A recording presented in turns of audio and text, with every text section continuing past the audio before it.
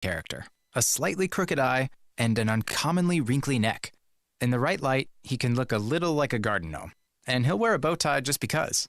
Sure, you might call him a little quirky, but that's exactly what makes him so perfect. Tuna is a 3-year-old Chihuahua Dachshund mix with more than 700,000 followers on Instagram, and it all started because he was adopted. You can't buy a best friend like Tuna, but you can adopt one. Help us save them all at bestfriends.org. I'm okay. You're not okay.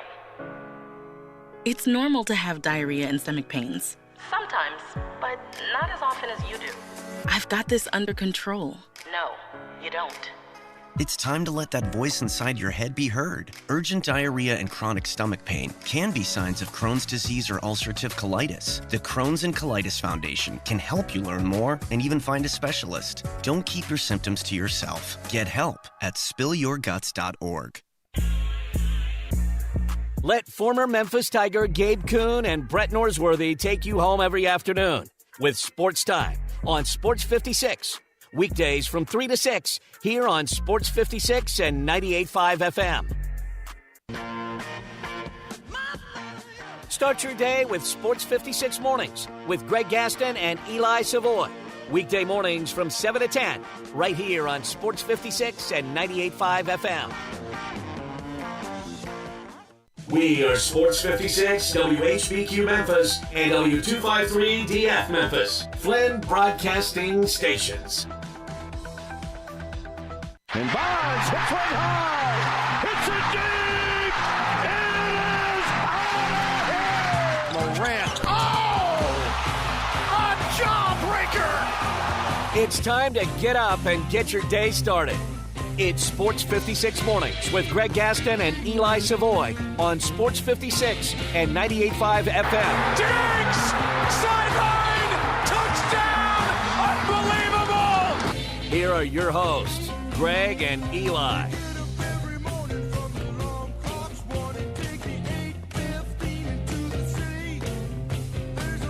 Good morning, everyone, and welcome into Sports 56 Mornings on this sunny Tuesday, May 17th, 2022. Greg Gaston, Eli Savoy, and Zach Boyd coming at you from the Family Leisure Studios, where family and fun come together. Family Leisure, 2120 Whitten Road, just north of I-40. As I said, sunny, but the clouds will roll in a little bit today.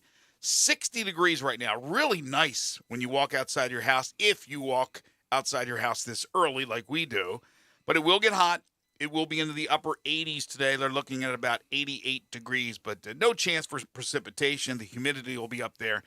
So we'll get to be a pretty good scorcher of a day, but at least sunshine for the most part, some clouds rolling in, and no rain today. Coming up on the program, the NBA playoffs resume after a night off. That was weird, wasn't it, last night? No NHL playoffs, no NBA playoffs. There was some baseball, not much going on. But tonight, things will heat up. The Eastern Conference Finals will begin tonight with the number 1 seed, the Miami Heat, hosting the number 2 seed, the Boston Celtics. And then tomorrow night, the Western Conference Finals begin with the Warriors, the 3 seed, hosting the 4 seed, the Dallas Mavericks. We'll preview both conference finals, talk about the NBA, talk about the NBA Draft Lottery, which will take place tonight. The Grizzlies, thanks in part to what the Lakers did, will not get a lottery pick. They will have their 2 first-round picks. They have a chance that's, you have a better chance of hitting the lottery, the actual lottery, than the Grizzlies do, and getting a lottery pick tonight. It would have to be just a miracle, but more than likely that won't happen. They still got the 2 first-round picks, but we'll talk about the draft lottery, which will take place tonight. Some alarming news involving Rajon Rondo, some terrific news involving Jaren Jackson Jr. We'll talk Memphis Tigers basketball. What is going on with the recruiting? And just a quiet last 2-3 weeks for the Tigers since the announcement that Kendrick Davis would be coming to the University of Memphis. We'll discuss that on the program. Connor O'Gara will join us at 7:25 to talk all things college football. At 9:25, Steve Sands from the Golf Channel on NBC will join us from Southern Hills in Tulsa, Oklahoma, site of the PGA Championship. Will the Phil Mickelson absence overshadow the second major of the golf season? We got some NFL news to get into as well. We will certainly take your calls and texts. We like to do that each and every day during open segments when we don't have a guest. You can hit us up on the AutoZone listener lines by calling in or texting in at 901-360-8255. You can also message us with comments, questions, concerns at Facebook, YouTube, Twitter, Twitch, on the website, sports56whbq.com, or hit us up individually on Twitter at Eli560, at Greg_Gaston. If that's not enough, Humdinger's Trivia comes your way at about 8:05. We'll also let you know what our topic will be for tomorrow's 5 Favorite Things, brought to you by Bartlett Small Engine and East Memphis Ace Hardware. How are you? I am good. The Grizzlies have a 0.4% chance at getting the Lakers pick. So you're saying there's a chance? There is. There is a 0.4% chance. So 1 in 250. Well, it's not as bad as I thought. It's not going to happen, but I thought it was going to be a lot worse than that. Yeah, it looked like going into the season and throughout the season that the Grizzlies would end up with 3 first-rounders. It's probably not going to happen, but you still got 2 first-rounders. You still have a lot of assets, as Zach Kleiman talked about over the weekend, and a lot of things that this Grizzlies team can do.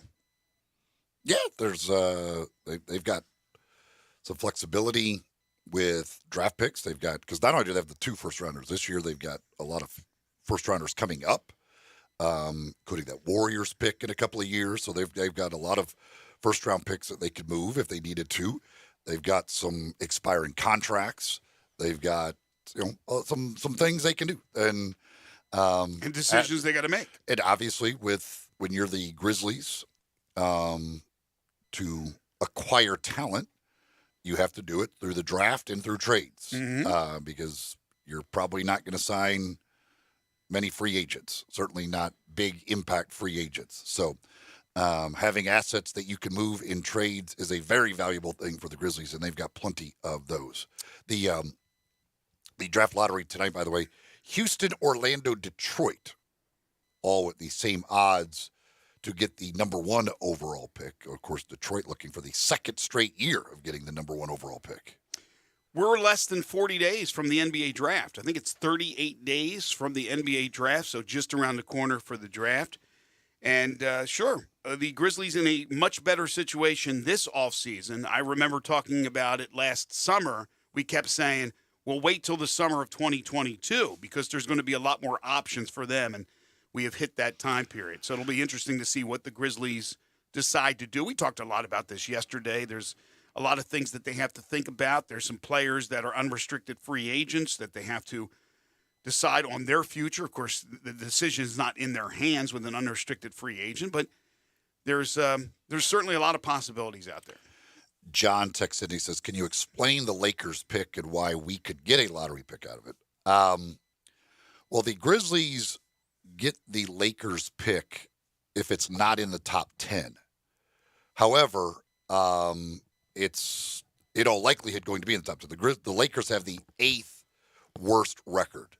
So for them to fall out of the top 10, that would mean at least three of the teams behind them in the draft lottery odds would have to leap up into the top 4, because the top 4 picks are determined by the draft lottery. So out of San Antonio, Washington, New York, the Clippers, Charlotte, and Cleveland, they would need at least 3 of those to defy the odds and end up in the top 4 picks. That would bump the Lakers all the way down. And the Lakers, of course, can't move up. So that if there was 3 teams that moved up and the Lakers did not, that would bump the Lakers down to the 11th pick, and then the Grizzlies would get it. If not, it goes to New Orleans. So in all likelihood, it's going to New Orleans. It was just, it is a long shot of long shots for the miracle to happen. But there is a miracle out there that could happen that would give that pick still to the Grizzlies. And New Orleans, to me, could be the most intriguing team from the Western Conference in the offseason. And still, they are dependent upon the health of Zion Williamson. But you get a lottery pick. New Orleans does well in the draft. You get Zion back healthy to go with what they already have, their core. When you have C.J. McCollum and Brandon Ingram and Jonas Valanciunas, you have a really good core. So I think it's certainly an important offseason for New Orleans. I think they are absolutely a player. They showed this past season that they could be somewhat of a player. but they will take a giant leap if they get a healthy Zion Williamson. It's that the trade that New Orleans made with the Grizzlies. I mean, it ends up being pretty genius that they threw that top 10 protection on that Lakers pick. I'm guaranteeing neither the Grizzlies nor the Pelicans were thinking that it was going to end up being a top 10 pick. Mm-hmm. But, I mean, again, the Lakers were the favorite to win the championship. Well, one of the two favorites to win the championship before the year. But they make that trade last year, and New Orleans throws in the top 10 protection on it. And I'm sure the Grizzlies are like, yeah, fine with that, because not the Lakers are going to be picking in the top 10 next year. And lo and behold, here you are. Lakers are going to have the top 10 picks, and New Orleans gets to keep the pick rather than having to give it to the Grizzlies. That's a good point. You just never know when that thing is going to work out. All right, yesterday, really nice news for Jaren Jackson Jr., as he was one of 5 players named by the NBA as finalists for the 2022 Kareem Abdul-Jabbar Social Justice Champion Award. The other 4, the Mavericks' Reggie Bullock, the Bucks' Drew Holiday, the Timberwolves' Karl Anthony Towns, and the Raptors' Fred VanVleet. The 5 finalists represent the year's most impactful social justice advocates who are continuing NBA players' decades-long tradition of activism. The annual award recognizes a current NBA player for pursuing social justice and advancing Abdul-Jabbar's life mission to engage, empower, and drive equality for individuals and groups who have been historically marginalized or systematically disadvantaged. That is very, very impressive because Jaren Jackson Jr., like most of the Grizzlies are, is extremely young. In fact, if I'm not mistaken, isn't he younger than John Morant? I know they're like... Zach? He is. Slightly, I think. Yeah, numerically, maybe not as far as, sometimes you look at Jaren Jackson Jr. and you go, come on, you need to be a little bit more mature. Well, obviously he is when you look at him being this impactful when it comes to social justice. So congratulations to Jaren Jackson Jr. Yeah, he's also he's one of the finalists for the NBA Cares Community Assist Award, which the voting is going on right now. That is a fan vote as far as that one is concerned. So Jaren certainly is making a massive impact in the community, and there's not a lot. It's not one of those things where we hear on a daily basis. Like, he's not out there really publicizing a whole bunch of the things he's doing, but obviously he's doing a whole bunch in the community. When you talk about when you're a finalist for both of those awards, that's pretty darn impressive what he's doing. And hats off, too, to the organization, because the organization makes sure that the NBA, that the league office knows what each individual player is doing within the community. So they're helping to promote those individual players. So good job by the Memphis Grizzlies organization all around. The only two, he and Karl Anthony Towns are the only 2 guys that are finalists for both of those awards. That's impressive. That really is. It's a really, really impressive thing that Jaren's doing. With the good news of Jaren Jackson Jr. comes the alarming news yesterday of Rajon Rondo, a longtime point guard in the NBA. One of the names that Zach brought up yesterday when he was listing all the free agent point guards that would be available this offseason, reportedly pulled a gun on his ex-girlfriend and children and threatened their lives. Yeah, it was according to the police report, or it was I guess she filed a protective order, and it was started with a video game that he was playing with one of the kids, and then she told one of the kids she told the kid to go sort some laundry, and apparently Rondo freaked out about that, started going berserk. Ends up going to get a gun, comes back into the house, threatening with the guns, telling her to get the kid, to send one of the kids outside, like all kinds of. Seems a lot over a video game. I don't know. Like, I was just like, some of the stuff is just very bizarre. I don't know what could make you go that crazy over a video game, but my goodness gracious, it was certainly a scary situation. I mean, you're dealing with kids.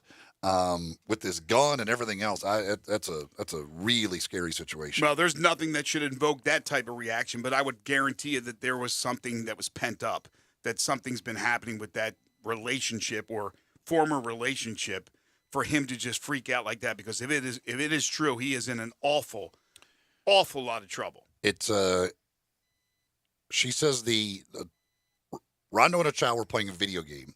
She asked the child to separate laundry. Rondo reacted angrily, ripping the game console out of the wall, and smashing several items in the house.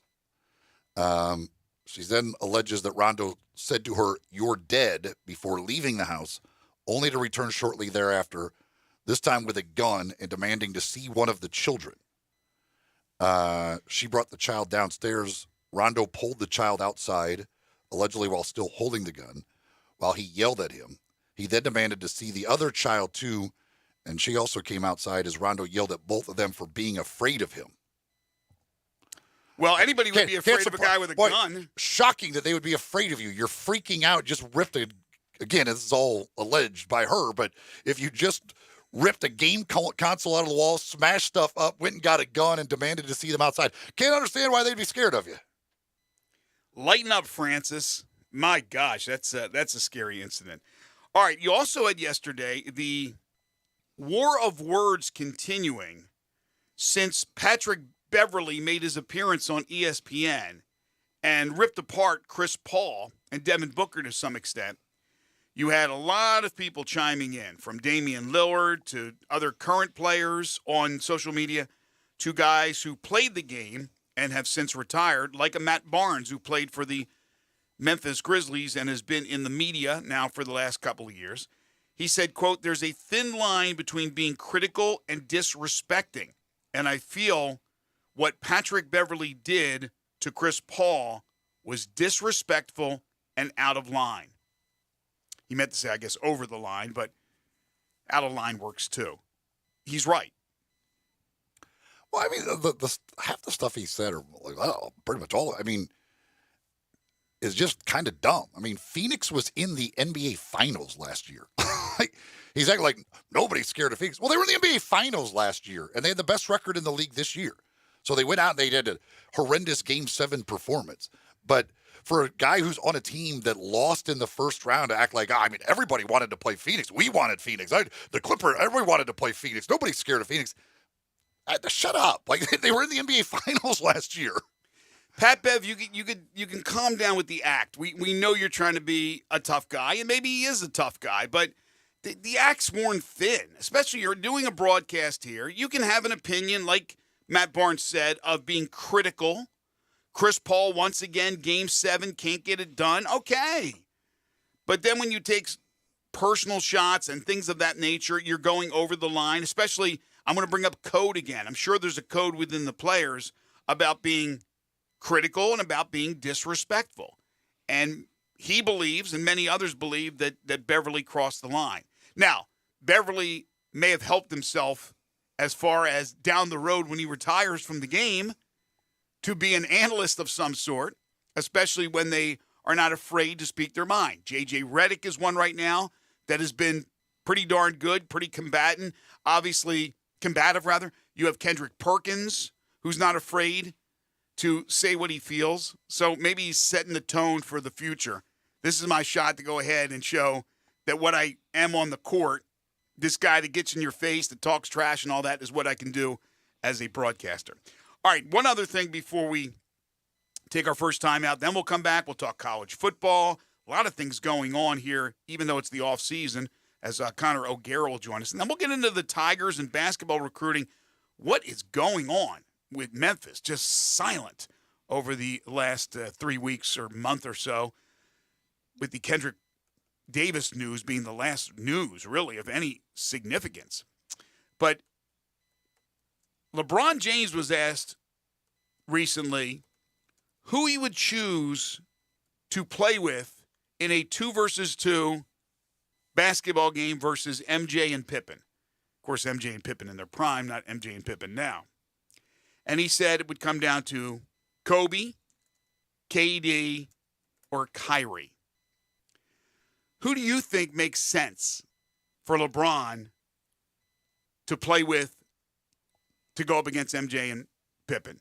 Two incredibly established defensive players, along with their prowess, especially MJ, to score. Well, I mean, there's not going to be a bad choice out of that. I mean, certainly Kobe would be a fine selection. So I think Kyrie gets not shut down, but he gets slowed down. I would take either Kobe or Durant. Durant for his size to shoot over either one of them, or just Kobe because of his killer instinct. I mean, Kobe played the game like MJ played the game, like LeBron plays the game. But I don't know.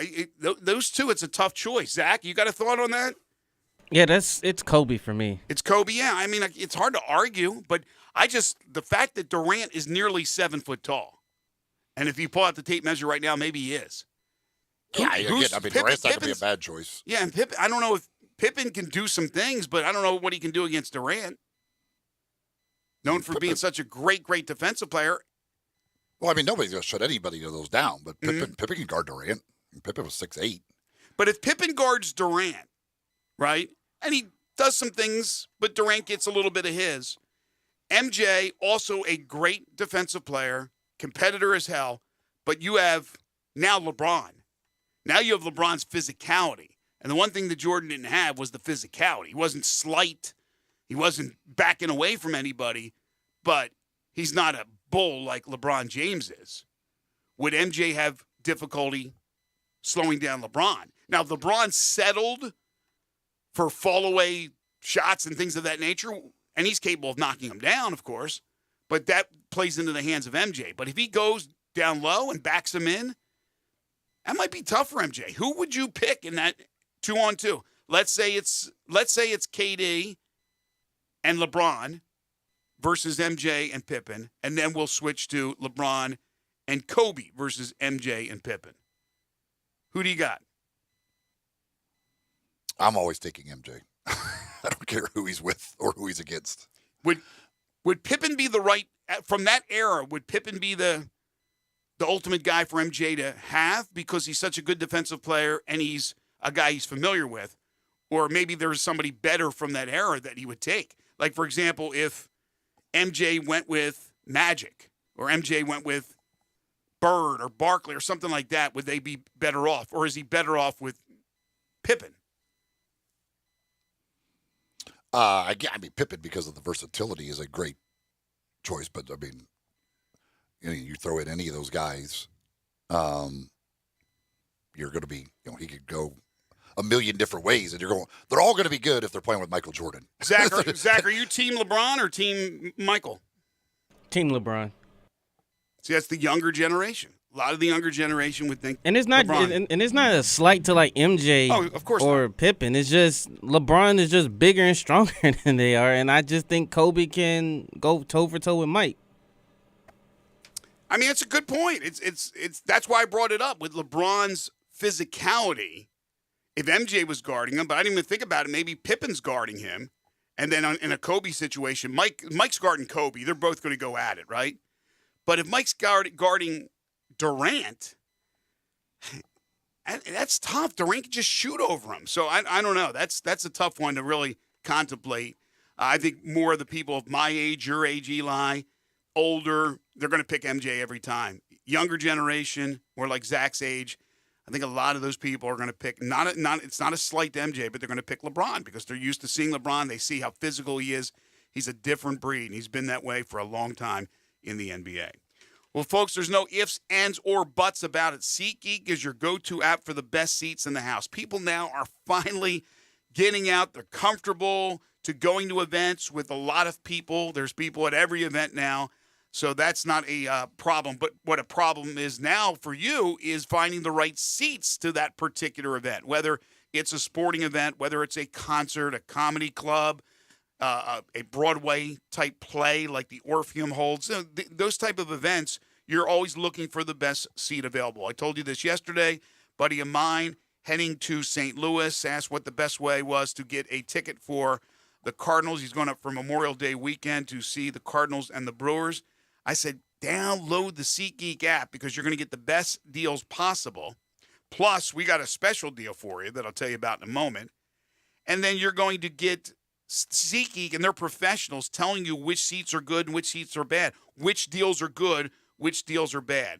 And sometimes you want to take that thinking out of the equation. You want somebody to do it for you that's reputable, and that's what they are at SeatGeek, because what SeatGeek is a search engine to find the best tickets and they rate the best bargains. They put all these seats into one spot on the internet, and that's at SeatGeek.com. I mean, you go there and you find all the seats available for whatever event you're looking for, in this case, the Cardinals and the Brewers. And they'll rate every ticket from 0 to 10 to make sure you're getting a good deal. You can get $20 off your first purchase by using promo code GASMAN at SeatGeek.com, or just download the SeatGeek app. That's promo code GASMAN for $20 off your first SeatGeek order. As we say, get your seat into a seat and make it a good seat by downloading the app today or going to SeatGeek.com. When we return, we switch gears. Connor O'Gara joins us to talk some college football. This is Sports 56 Mornings with Greg and Eli on Real Sports Talk, Sports 56 and 98.5 FM. Add a little fun to your lunch break. Join Johnny Radio for Sports 56 Happy Hour from 11 to 1 every weekday on Sports 56 and 98.5 FM. Brian Elder's Roofing Solutions. If you have damage to your home and have your insurance carrier involved, you need a great contractor. You also need a team that has seen claims of all shapes and sizes, residential or commercial. After our inspection, we'll share our findings and give you our professional opinion. Some people say you get what you pay for. However, our opinion is free. Trust the name you can depend on, like the tens of thousands of families Brian and I have served over the past 20 years here in the Mid-South. Brian Elder Roofing. We'll measure your roof from outer space and share our team's experience for your property and claim. Repaired roofs, replacement roofs, big roofs, tiny roofs, insurance roofs, flat roofs, TPO roofs, asphalt roofs, tile roofs, slate roofs, metal roofs. If your roof needs some love, call me. 901-867-0303 for Brian Elder Roofing and Contracting. Call 867-0303. Brian Elder's Roofing Solutions. Gabe, you okay? I had a really big lunch. What'd you have? Central Barbecue. I can't go wrong with that. What'd you have? Central Barbecue. I got that. What did you have at Central Barbecue? Central Barbecue. What, you mean you had everything? Yep, started yesterday when they opened. Ribs, pulled pork, bologna sandwich. You had everything? I figured since I'm doing their ads now, I should taste everything. Desserts, sausage and cheese plate? Everything, even the portobello mushroom sandwich. Very impressive. What'd you think? Everything was really good. I may have to do it again to be sure. You are a true professional. Jamie's Log, Progressive, the Harrington's backyard, day 4, 2:18 a.m. I've been camping outside the Harrington house for 4 days now, proving that Progressive has 24/7 protection. Mr. Harrington says I don't need to do this, since Progressive protects 24/7 is a pretty easy concept to grasp, but I'm going to stay and prove my point. Besides, there's a big tree branch over the roof, and I think it's planning something. Progressive doesn't just offer a great price when you bundle home and auto. We offer round-the-clock protection, just not literally from Jamie. Coverage from Progressive Casualty Insurance Company, affiliates, and third-party insurers, and subject to policy terms. Bundle discount not available in all states or situations. Hi, folks. Bob Burkham for Sunrise Chevy. Good news for new and used car and truck buyers. The Sunrise Chevy Ranch has a great selection of new and used cars and trucks, and Sunrise specializes in low monthly payments and secondary financing. At SunriseMemphis.com, you can select your vehicle, get your trade appraised, arrange financing and delivery. We'll deliver right to your doorstep, inspected and ready to go, no matter what your past credit. Sunrise wants to get you financed. Immediate financing with next to nothing down. Need body or service work? Bring it to Sunrise or schedule an appointment online. Find new roads to Sunrise Chevy, 385 in Houston, Levy, Collierville. Sports 56 traffic. This Sports 56 traffic update is brought to you by Man Cave Salon. Custom haircuts, barber services, and hot steam towel treatments, rejuvenating facials and massages in zero-gravity full-body massage chairs, now expanded with a built-in bar so you can enjoy a few beers. Man Cave Salon on Facebook and on Goodman Road in Olive Branch. Right now, we are working a couple of accidents here. Accident on Park and Cherry, Riverdale at Winchester, and Sycamore View at Summer. We got railroad work on Wells Station between Chelsea and Berkshire, and Raleigh-LaGrange between Covington Pike and Elmore. And then we got a police situation on Lamar at Shelby Drive. Keep it right here. This is your Sports 56 traffic update. Now back to Sports 56 Mornings. Good morning. On Sports 56 and 98.5 FM. Here once again, Greg Gaston and Eli Savoy.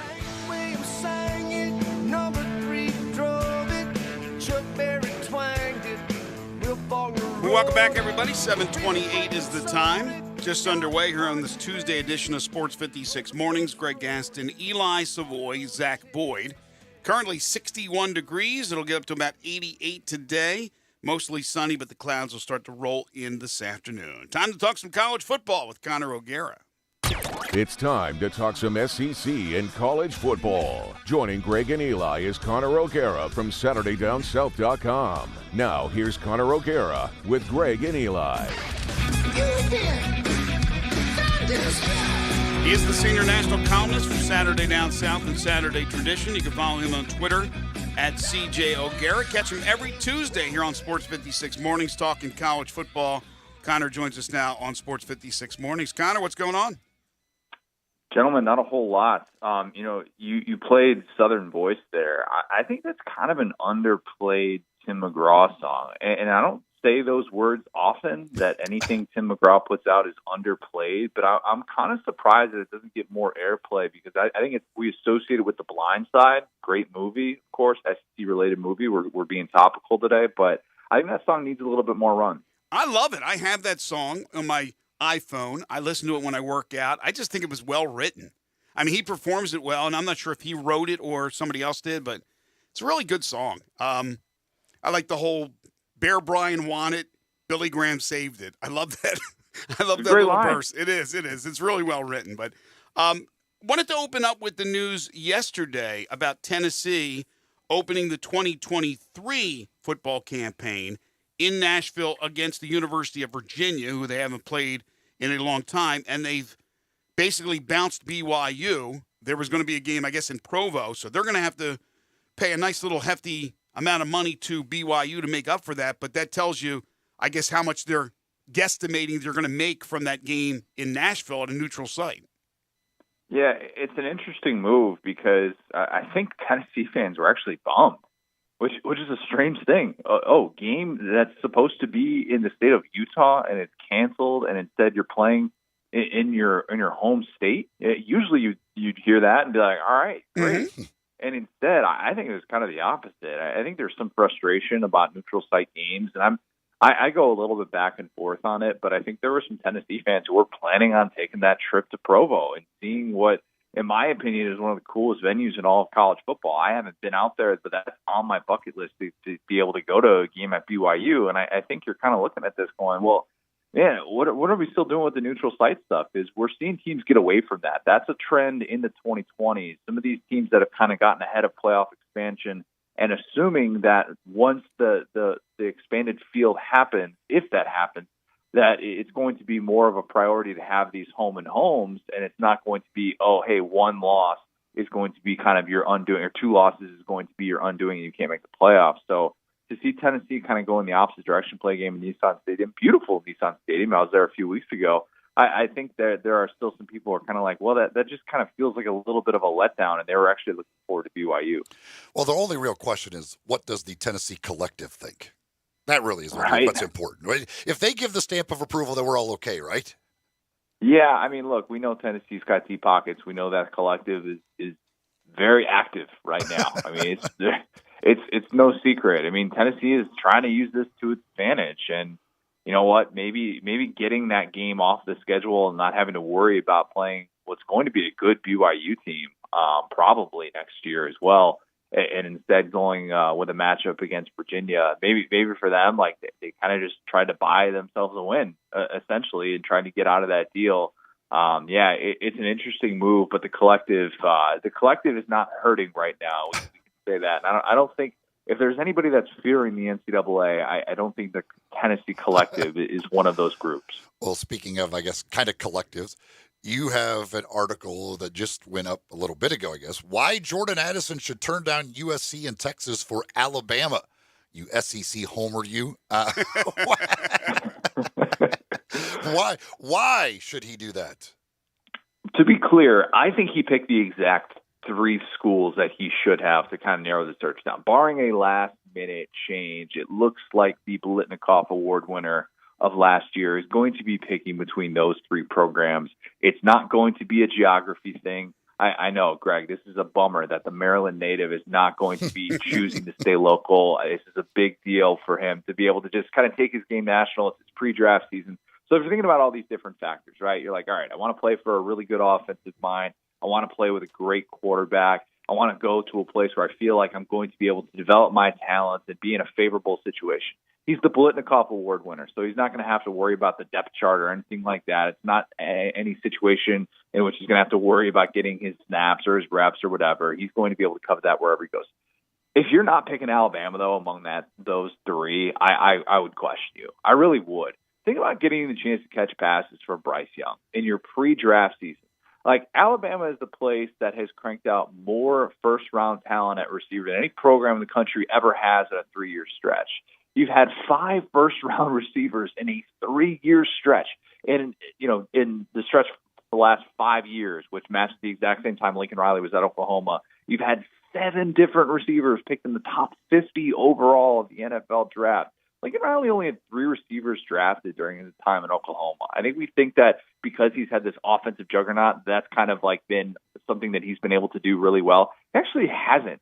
So if I'm thinking, okay, where do I want to go for my pre-draft season? Do I want to go to a place like Texas, which has a really promising quarterback in Quinn Ewers, but also a quarterback who's never thrown a pass at the college level? I don't want to necessarily deal with the ebbs and flow of that. Do I want to go to a place like USC that has a first-year coach in Lincoln Riley that's still going to be kind of figuring things out year one? A lot of moving pieces there with the transfer portal. Probably not. Or do I want to go to a place like Alabama, which has the returning Heisman Trophy winner with the same offensive coordinator that has some nice pieces around him to be able to kind of take off and take the game to the next level? Give me Alabama, man. Give me Alabama 10 times out of 10. If you're doing the thing where you tell me that you'd rather live in Austin or Los Angeles as opposed to Tuscaloosa, like, get lost. He's going to be there for 6 months. Let's move on from that. So in a roundabout way, are you telling me Mike Locksley's not a great offensive mind? Look, I'm a Locks believer. I think that he's done some really impressive things so far with Taulia Tagovailoa. I love what the offense is going to be returning. I think they're going to have some explosive plays, but okay, let's be honest here. I love DJ Moore too. I was a huge DJ Moore advocate when he was coming out. I remember talking to him at Big Ten Media Days a few years ago, and there was nobody going up to talk to DJ Moore. And I'm looking around going, like, this guy's going to be a first-round pick, and he's one of the best receivers in college football, and nobody wants to talk to this guy. I guess I will I'll just sit here for 15 minutes and talk to DJ Moore. So, yeah, it's not that Maryland hasn't had great receivers, albeit with a different regime. Mm-hmm. But, yeah, I'm probably not getting the hometown discount to join the Terps. I hear you.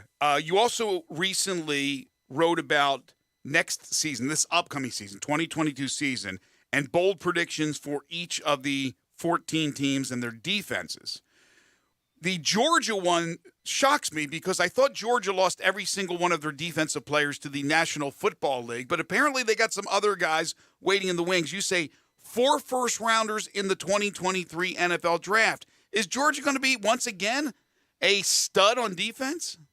I mean, they're not going to be historically good, but they have, and the depth is a bit of a question, but they have 3 individuals who are being mocked pretty regularly in the first round, which is crazy, and all from different levels of that defense. Wow. Jalen Carter, the stud defensive lineman, shout out to Apopka High School, which is where I live, actually, which is where Warren Sapp went. Also, Nolan Smith, the former number 1 overall recruit, who kind of surprisingly came back for his senior year after he had a really nice second half of the season for Georgia. And then Keely Ringo, the national championship hero, the most famous interception in Georgia football history. He's a lockdown corner. He's got all these NFL traits, and he is back this year, and it's his pre-draft season. The guy that I'm kind of saying is going to enter that conversation is Tyke Smith. Tyke Smith was the guy who expected to be kind of that nickel tweener for them this past year, highly coveted transfer from West Virginia, and he has this what it turns out to be a season-ending injury and didn't even play really for this defense last year. He's back this year. And I think he's going to do some really, really good things in the middle of Kirby Smart's defense and kind of cover up a lot of their potential holes and deficiencies that they could have with replacing all of that depth. So, yeah, I think that they're going to have 4 first-rounders on the defensive side. And we're going to look back on this 2021 Georgia defense and be like, wait, 9 potential first-rounders from that defense, from that roster. It's just an absurd thing to process. Yeah, I mean, it's insane to think that one defense could have that much talent on it. I guess that's why you got to take advantage of that and win a national championship like they did. I found it funny yesterday. I guess it was yesterday when Fox made their announcement that they'll be televising the Alabama-Texas game, and the whole world freaked out because now they're worried it's going to be an 11 a.m. game. People in Alabama they don't have a whole lot to worry about with their football program when you can just worry about, is it an 11 a.m. game that we have to play against Texas now? Yeah, I don't think that's going to be too big of a deal. I think Alabama fans will be locked into that one. But, you in the SEC, you sell yourself on a primetime game being one of two things. You're either playing 3:30 on CBS, 2:30 Central, or you're playing a night game on ABC, right? That's pretty much the MO. Or if you're being one of the rare CBS nighttime games. That is a big-time game in the mind of an SEC fan. A noon kickoff or 11 a.m. Central, that is not exactly a start that screams big-time football. And for Alabama fans seeing that, they're probably like, wait a minute, what? We're kind of regulated to that? Welcome to the life of a Big Ten or a Big 12 fan. That's just the way that it works. The game, Michigan, Ohio State, is a nooner, all right? Like, This is just the way that it works in different regions of the country with the Fox deal and the way that they're trying to capitalize on it. I'm for it because as somebody who is parked on my couch from 9:30 a.m. to 2 a.m. on every fall Saturday, I want there to be all-day entertainment, and I don't want a sleepy noon slate. So having this game early to start off the day, it looks like is going to be awesome. I'm so fired up for this game, for the Quinn Ewers element, for the Nick Saban back to Texas element with all the sliding doors about him potentially taking that job about a decade ago, Sark against Alabama again, all these different transfers who have left Alabama for Texas. It's got storylines galore, and I think it should be fantastic no matter what time it's on. It's funny because I guess SEC fans, they think of the 11 a.m. kickoff as like the old Jefferson Pilot. Like it was like It's so far down. Like that's like the non-conference game against the FCS opponent. Like what is this 11 a.m. game you're giving us? It's like disrespect. I remember last year with Arkansas and Georgia, it's a top 10 matchup, and there are all these fans who are upset that it got regulated to the noon slot on ESPN. And they're looking around going, Arkansas fans are thinking, like, we're a top 10 team. What do you mean we're only on at noon? This is ridiculous. But, in my opinion, it's just kind of the way that the sport has changed in the cable rights era with all these different TV deals. And so to me, it's not going to take away from that atmosphere. It should be second to none. And I hope we at least get a competitive game out of it. I'm waiting for when you or one of your compatriots writes a book of just basically Nick Saban quotes, because I think that would be a fun book to read, to enjoy a beer, and to laugh, because this one is maybe the topper of all his quotes that just was uttered recently, and I know you know it. It's an oldie but a goodie. One of the things I'd like to see us be able to work back to is everything in college football has always had parity. Same scholarship, same academic support, healthcare, whatever it is. I don't think we have that balance right now, which could affect the parity of college athletics as a whole. When has college football had parity? I was trying to think if there was ever been a specific 3-year stretch or 4-year stretch when he could have made this argument, because certainly at no time that Nick Saban has been in Alabama has there been parity. Certainly no time in the 21st century, I guess, if you want to bump it back 7 years. Certainly at no time kind of late-ish 20th century when Nebraska discovered that weightlifting did not stunt your growth and it helped you win football games was their parity.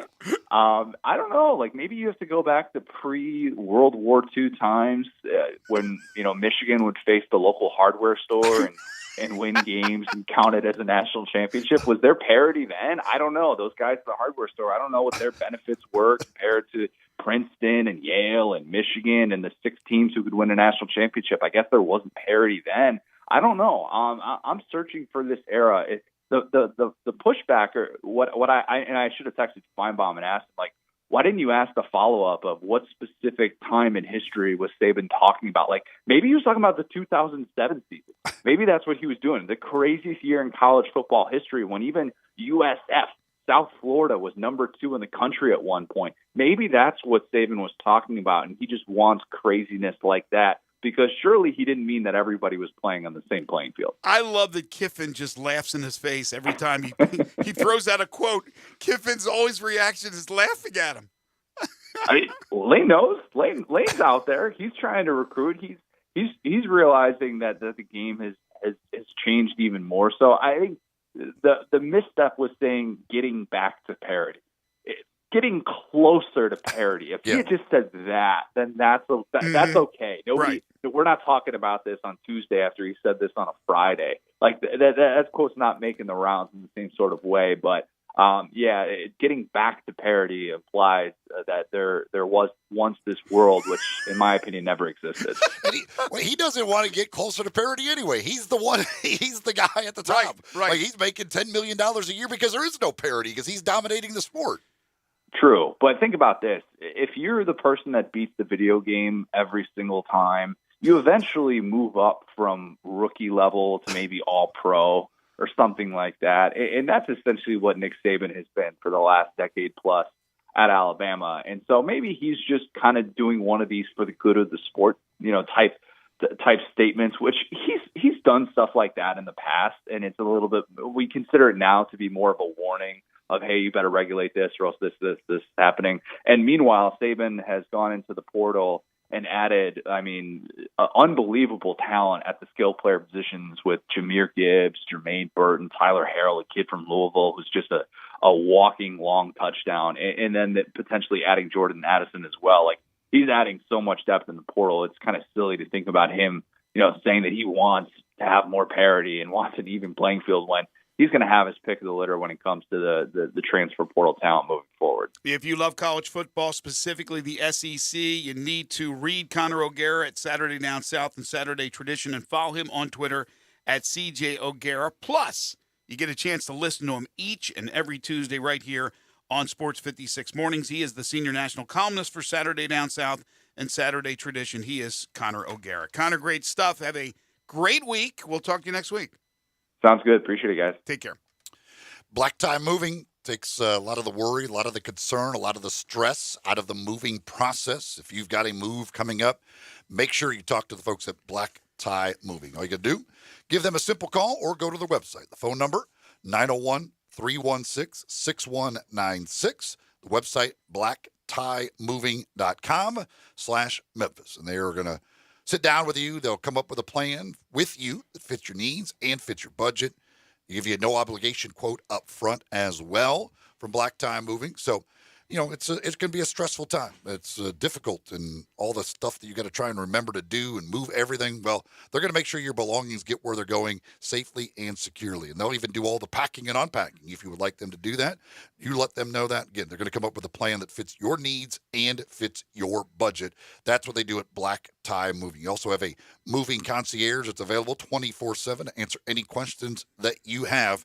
It's Black Tie Moving, 901-316-6196 or blacktiemoving.com/Memphis. All right, when we come back, our good buddy David Cobb from CBS Sports put together a college football coaching ranking for the American Conference.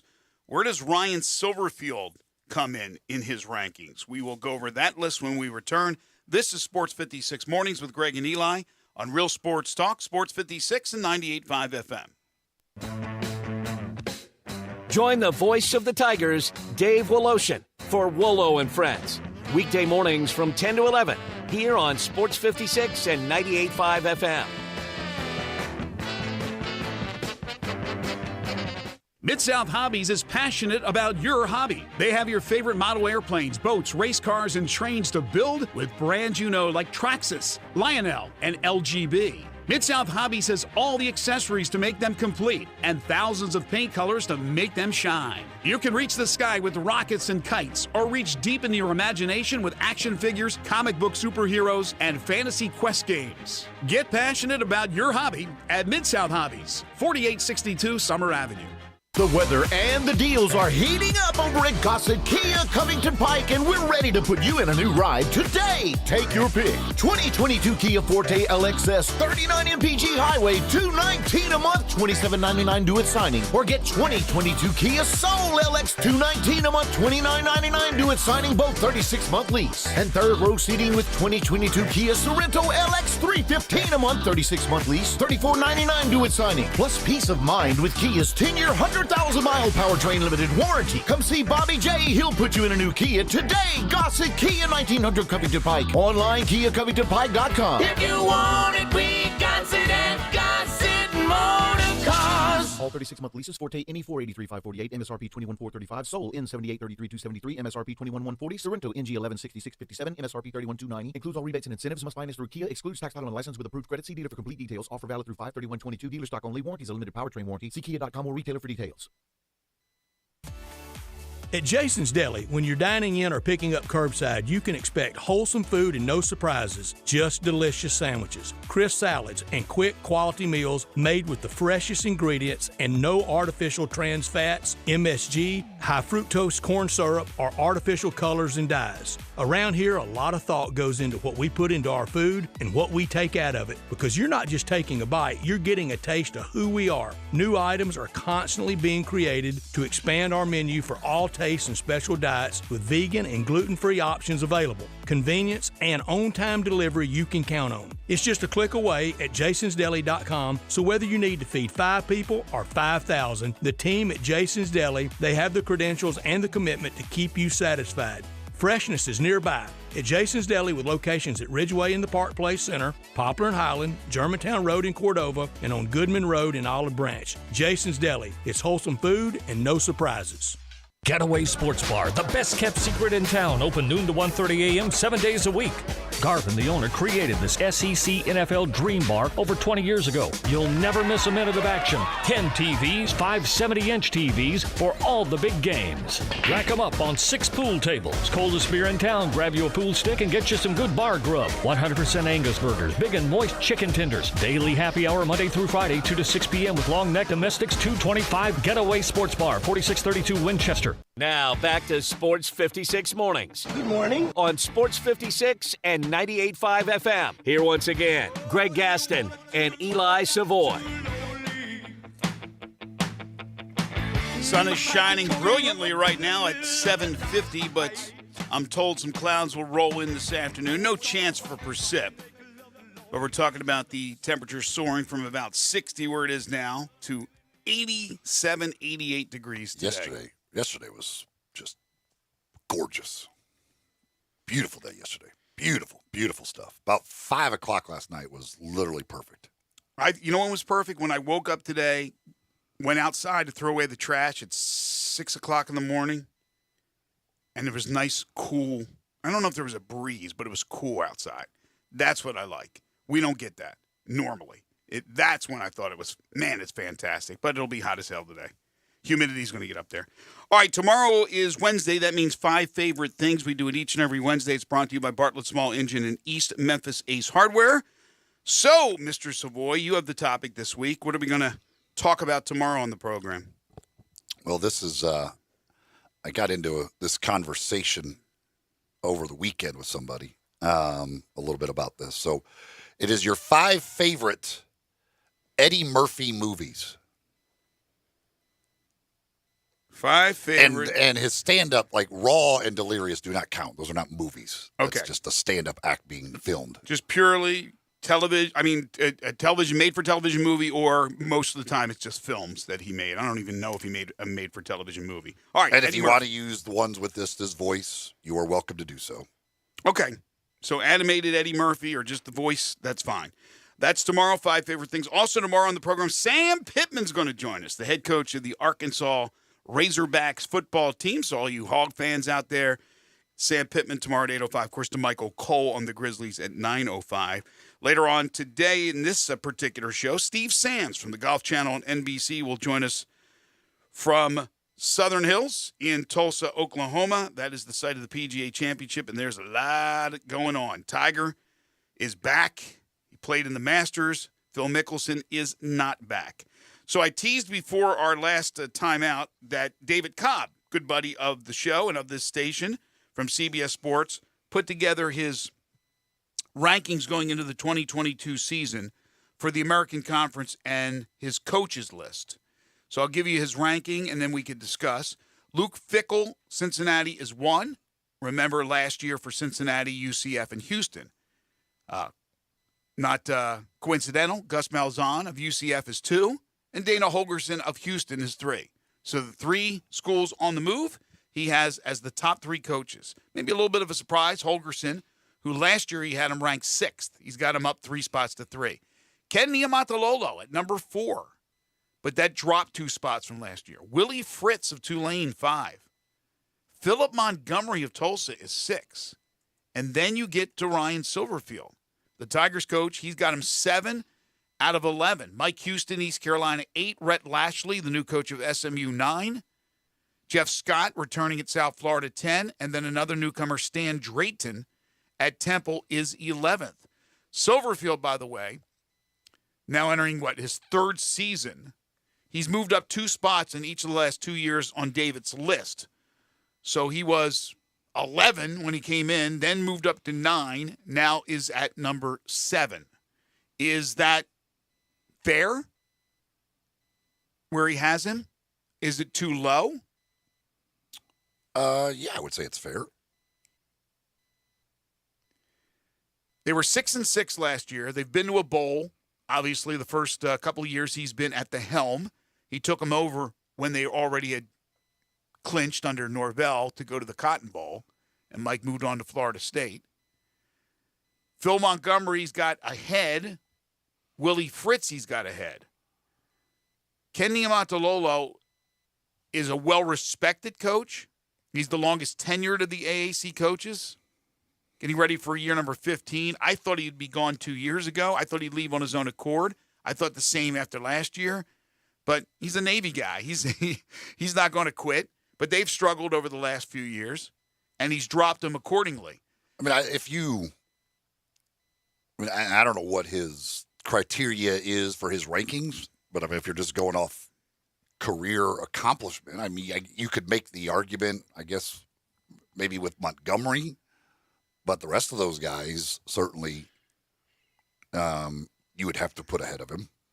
It's interesting, and David talks about things about to change with those 3 schools leaving to go to the Big 12, and then you're going to have 6 new schools entering the American Conference, and you're going to get some pretty good coaches. Jeff Traylor from Texas San Antonio, who had a chance to leave. UTSA was able to beat Memphis. You have Bill Clark, who is so well respected at UAB, as they got rid of that football program and then started it from scratch again. He's done a wonderful job. Willie Taggart has had his moments, certainly, as a head coach in college football. He's at Florida Atlantic now. So you got some new guys coming in who are well established. But, yeah, I mean, look, I don't think it's unfair. Let me just put it that way. Holgerson has struggled, but last year Houston was good, really good. So they took a step up. I'm expecting a little bit more from Tulane. I like Willie Fritz. I think he's a good coach, but I'm waiting for him to break through. They did struggle last year. I mean, they were 2-10. So, I would question having him below Fritz, although I like Fritz. Montgomery, I like him, but I would, that's one I think, like you said, you can argue a little bit. So let's see. Here's what he says after debuting at number 11 in his first season as coach in 2020, sliding up 2 spots to number 9 last year. Silverfield again rises 2 spots this year. Despite his upward trajectory in the rankings, year 3 marks a critical juncture for Silverfield, who is following 2 stalwarts of the Memphis football resurgence in Justin Fuente and Mike Norvell. Silverfield is 14-10, 8-8 in the conference, and coming off a 6-6 season. He's kept the train on the tracks, but it's unclear if the locomotive has the necessary chops to make the Tigers the class of a new-look AAC in the future. See, to me, and we've gotten into this discussion, and we'll continue to get into this discussion as the days and the months go by, is Memphis has to be the bell cow. They have to be. Because then you wonder, will the Big 12 add? And you want to be in that position. You certainly don't want to fall to the middle of the pack when you're dealing with Florida Atlantic and some of the schools that are coming into that conference, and you're losing Houston, Cincinnati, and UCF. All right, when we come back, hour 2 of the program, we got some golf to talk about. We got NBA to talk about as well, with the Eastern Conference Finals beginning tonight and the Memphis Tigers basketball program. What is going on with recruiting? This is Sports 56 Mornings with Greg and Eli on Real Sports Talk, Sports 56 and 98.5 FM.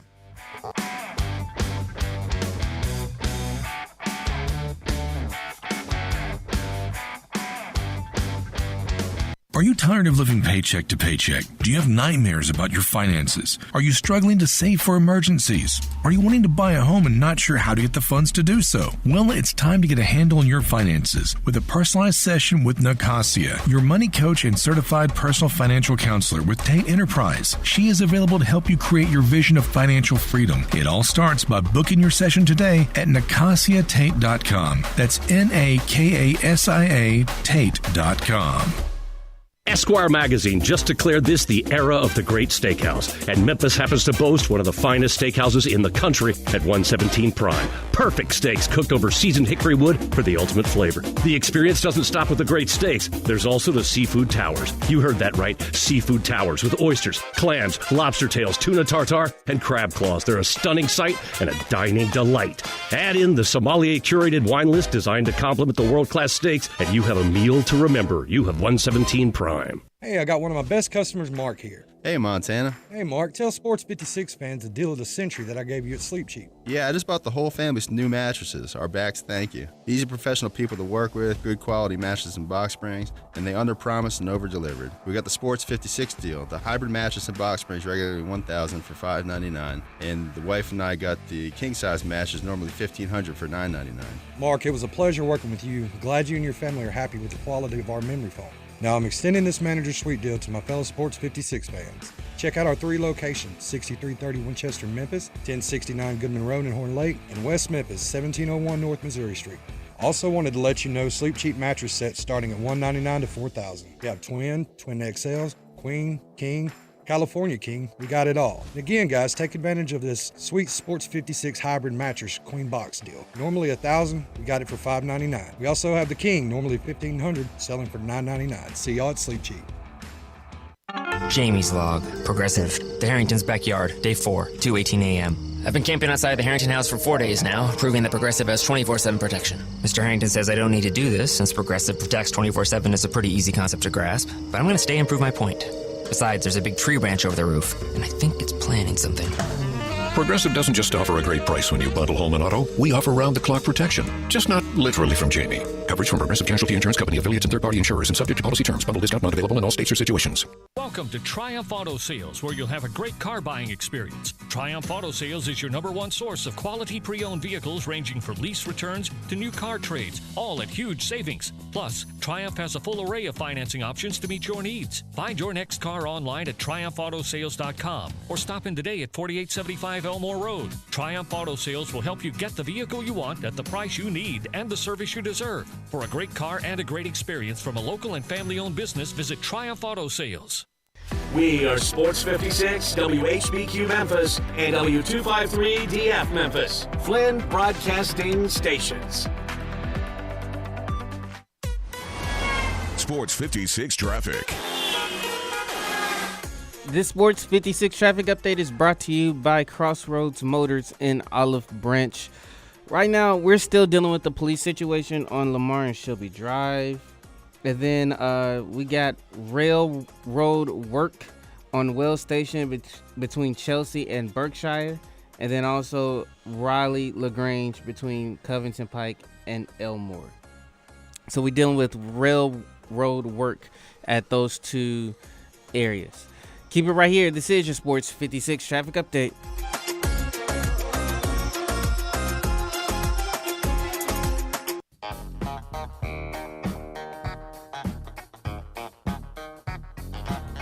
Now back to Sports 56 Mornings on Sports 56 and 98.5 FM. This hour is brought to you by James Gaddis Jewelers. Don't you just love it? Here once again, Greg Gaston and Eli Savoy.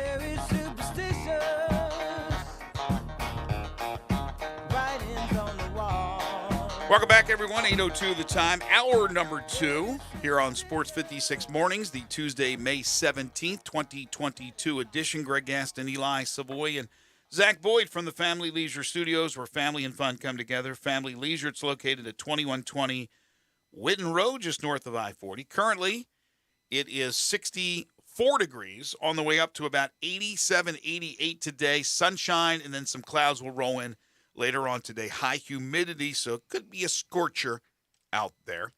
Second hour of the program is brought to you by our friends at James Gaddis Jewelers. I was talking to James yesterday. He's just good people. He's a Memphian through and through, as I always tell you, as a Christian Brothers High School graduate.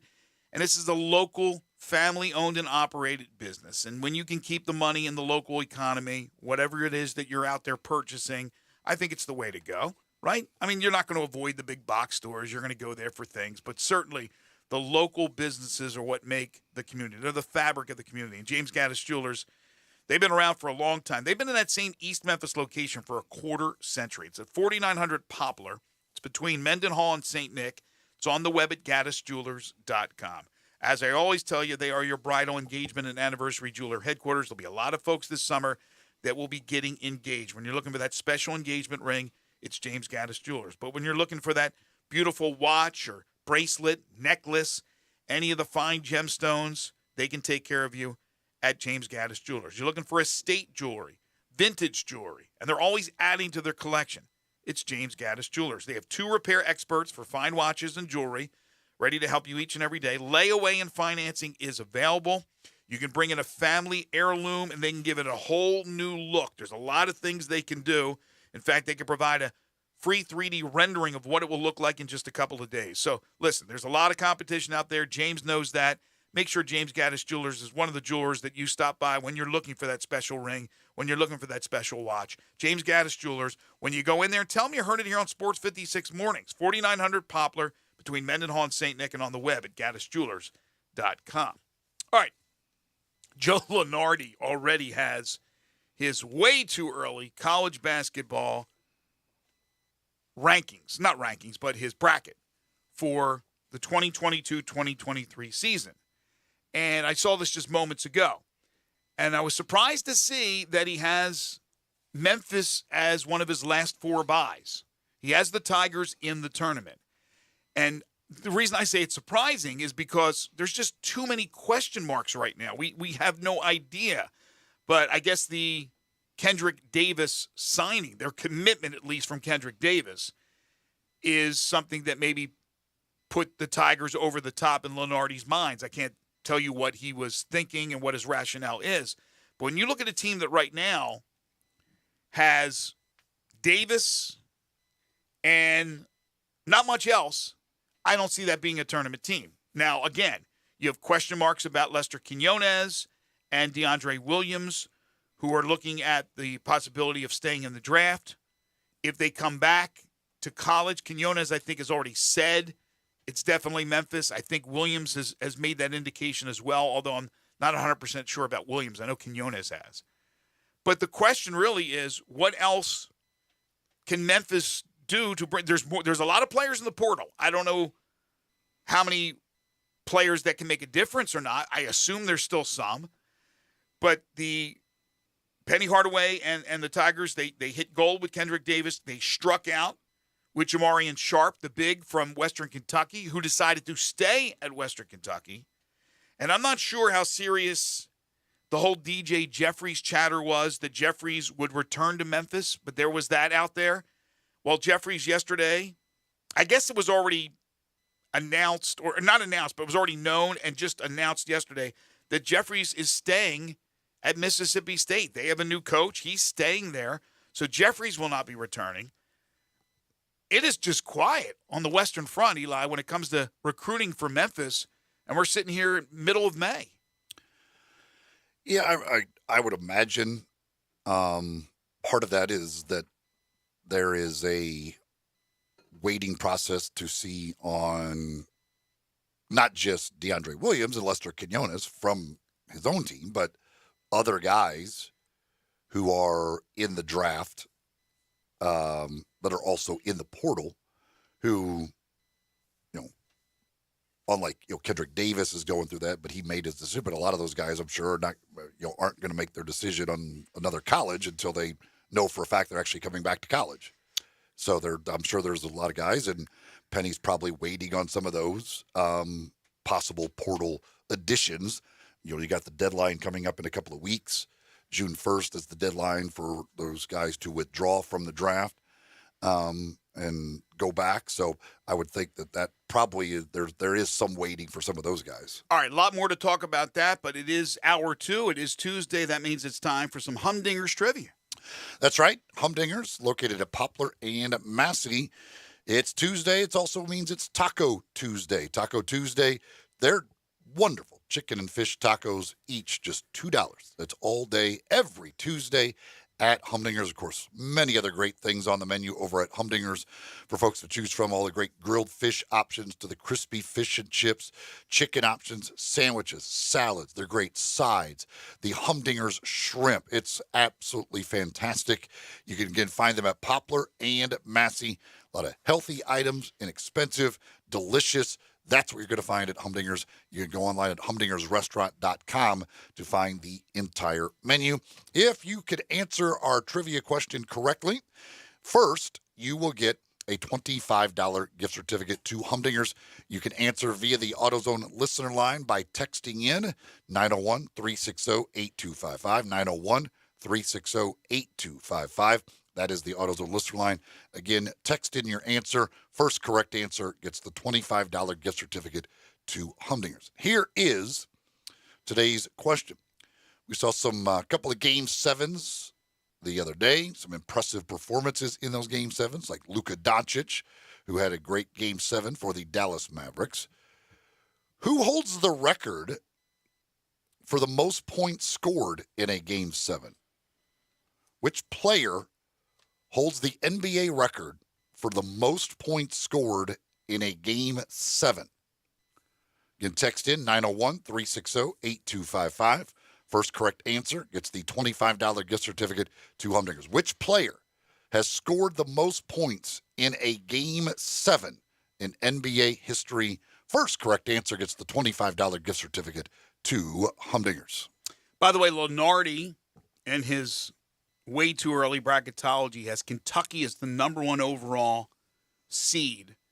Other number ones, North Carolina, which makes an awful lot of sense. They're bringing back most of their talent, which says an awful lot about Hubert Davis, and it says an awful lot about NILs. He also has Baylor as a 1, and he has Houston as a 1. So he expects another big year for Kelvin Sampson in their final year in the American Conference. He has Tennessee in there as a 3 seed. He's got Arkansas in there as well. Where did I see them? They are a 2 seed. That is a loaded team for Eric Musselman. And as I mentioned, he's got Memphis as one of the last 4 selected. And he has Memphis as an 11 opening up with Dayton in Greensboro. And they would play the winner of Duke Iona. Again, this is just... Book those hotel rooms in Greensboro. Yeah. Clearly, this will be correct. This is just... Does he have Ole Miss in his field? He does not. Ole Miss, this is crazy. So Ole Miss yesterday added another transfer, Josh Mballa. I assume that's how you pronounce it. I don't know for sure, from Buffalo. So the whole team in transfers? No, he's got 4 or 3 top 100 high school kids coming in and another 4-star high school kid coming in. Does he really? But the transfers they've added this year, I would expect that Ole Miss should be much better defensively. Mballa was the 2020-21 MAC Defensive Player of the Year at Buffalo. Javius McInnis, who they added from Jackson State, is the 3-time SWAC Defensive Player of the Year. Theo Akuba, who they added from Louisiana, was the 2020-2021 Defensive Player of the Year in the Sun Belt. And Miles Burns, who they got from Loyola New Orleans in the NAIA, was the 3-time Defensive Player of the Year in his conference. There's a trend there from Kermit. They have 8 Defensive Player of the Year awards added among 4 transfers. So are they? I would hope they're better defensively. Every transfer. Apparently, the stipulation to be a transfer portal addition to Ole Miss is you better have been a Defensive Player of the Year in their conference. If not, we have no time for you. Well, it's not a coincidence into the area that Kermit feels there's deficiency, but you have to have that right combination. Some of these guys you hope are fairly good offensive players. You can't play them all.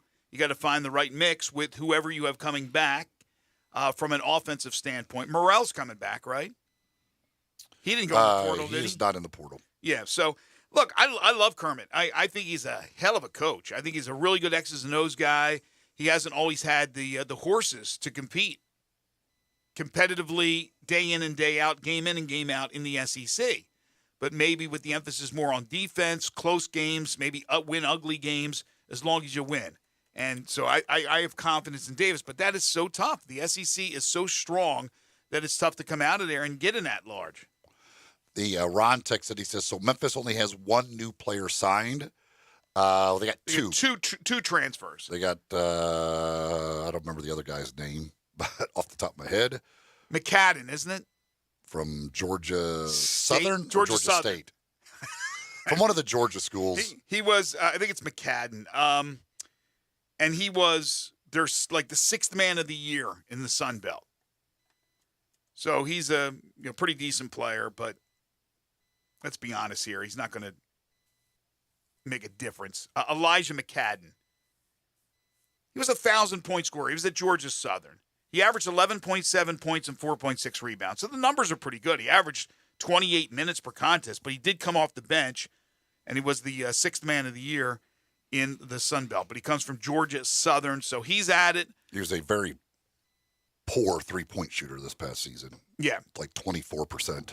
Yeah, so they get him along with, obviously, a stud in Kendrick Davis. But Davis can only do so much. He needs help. He can't do it by himself. He's 6'0" if he's 6 foot. But he's a good scorer and a good shooter, really good shooter. So the hope is that you get Quinones and Williams back, and now you got a nucleus. You still got to add a piece or two. Now, what do you have coming back other than that? You do have the Lawsons. I'm real high on Jonathan Lawson. I just don't know how strong of an offseason he's going to have in the weight room, getting bigger and stronger. That kid can put on some muscle. He has the skills. And then his brother, who's bigger in Chandler, didn't play much. He was hurt early. He could be a guy counted on for quality minutes. And then after that, Jaden will be back, decent, 8th, 9th guy on your roster. And then I assume Dandridge will be back. Now, I'm hearing that Lomax won't be back, but I don't know that for sure, but he could come back. Other than that, everybody else is gone. By the way, Earl Timberlake, who transferred to Bryant College or Bryant University, not sure which, did get a waiver yesterday from the NCAA to play immediately. We were wondering about that, whether or not he would be able to after transferring from Miami to Memphis. But he gets the waiver to play immediately for Bryant. Yeah, I don't know. The NCAA in these situations where guys are transferring for a second time or whatever, I would assume that the NCAA is pretty much going to give all those guys waivers. I don't know. I mean, I don't know at this point are you really going to tell them they can't play immediately? I don't know. It just seems like they're probably just going to let everybody play immediately. Yeah, I'm sure it's multiple people that make these decisions, but I could just picture like it's one dude and he's in a bad mood. Nah, no waiver. And he comes in one day, he's gonna has like great lunch, brought a nice lunch from home, and he's in a good mood. It's near lunchtime. I'm going to eat this great waiver. Yeah, give him a waiver. I mean, I just don't think there's much put into the thought process of these things. It's kind of loosey-goosey, if you will. And I think what they're doing is kind of waiting out everything to recycle in a couple of years when everybody has had their COVID year, and it's got to get back to some sort of normalcy. I have problems. I know you probably do, and everybody who calls games, when you're talking about a specific player and you're trying to indicate what grade they're in. Because I have seen guys listed as freshmen who have 2 years. They've already played 2 years, and they're listed as freshmen. You got guys that are seniors that are coming back for the next year. You don't know. You don't know which players are coming back. Memphis just had its senior day for baseball. There were 15 players honored that day. 15 players got their jersey in the what do you call it? Frame. The frame. So you figure they're done, right? Well, many of them, not all of them, but many of them have the chance to come back. Now they're going to get a new coach and that whole deal. The coach wants those certain players and those players want to come back, but they're capable of coming back, eligible, I should say, not capable, eligible, because of that COVID year that they didn't use. But yet they're honored. Lomax was honored. He could come back, but I'm hearing now that maybe is not coming back, because I thought that was like a absolute. But we just haven't heard anything. There has been no peep from Penny and the Memphis basketball program. We still don't know about their coaching staff. Well, he's never been fast in hiring his assistant coaches when he's had to.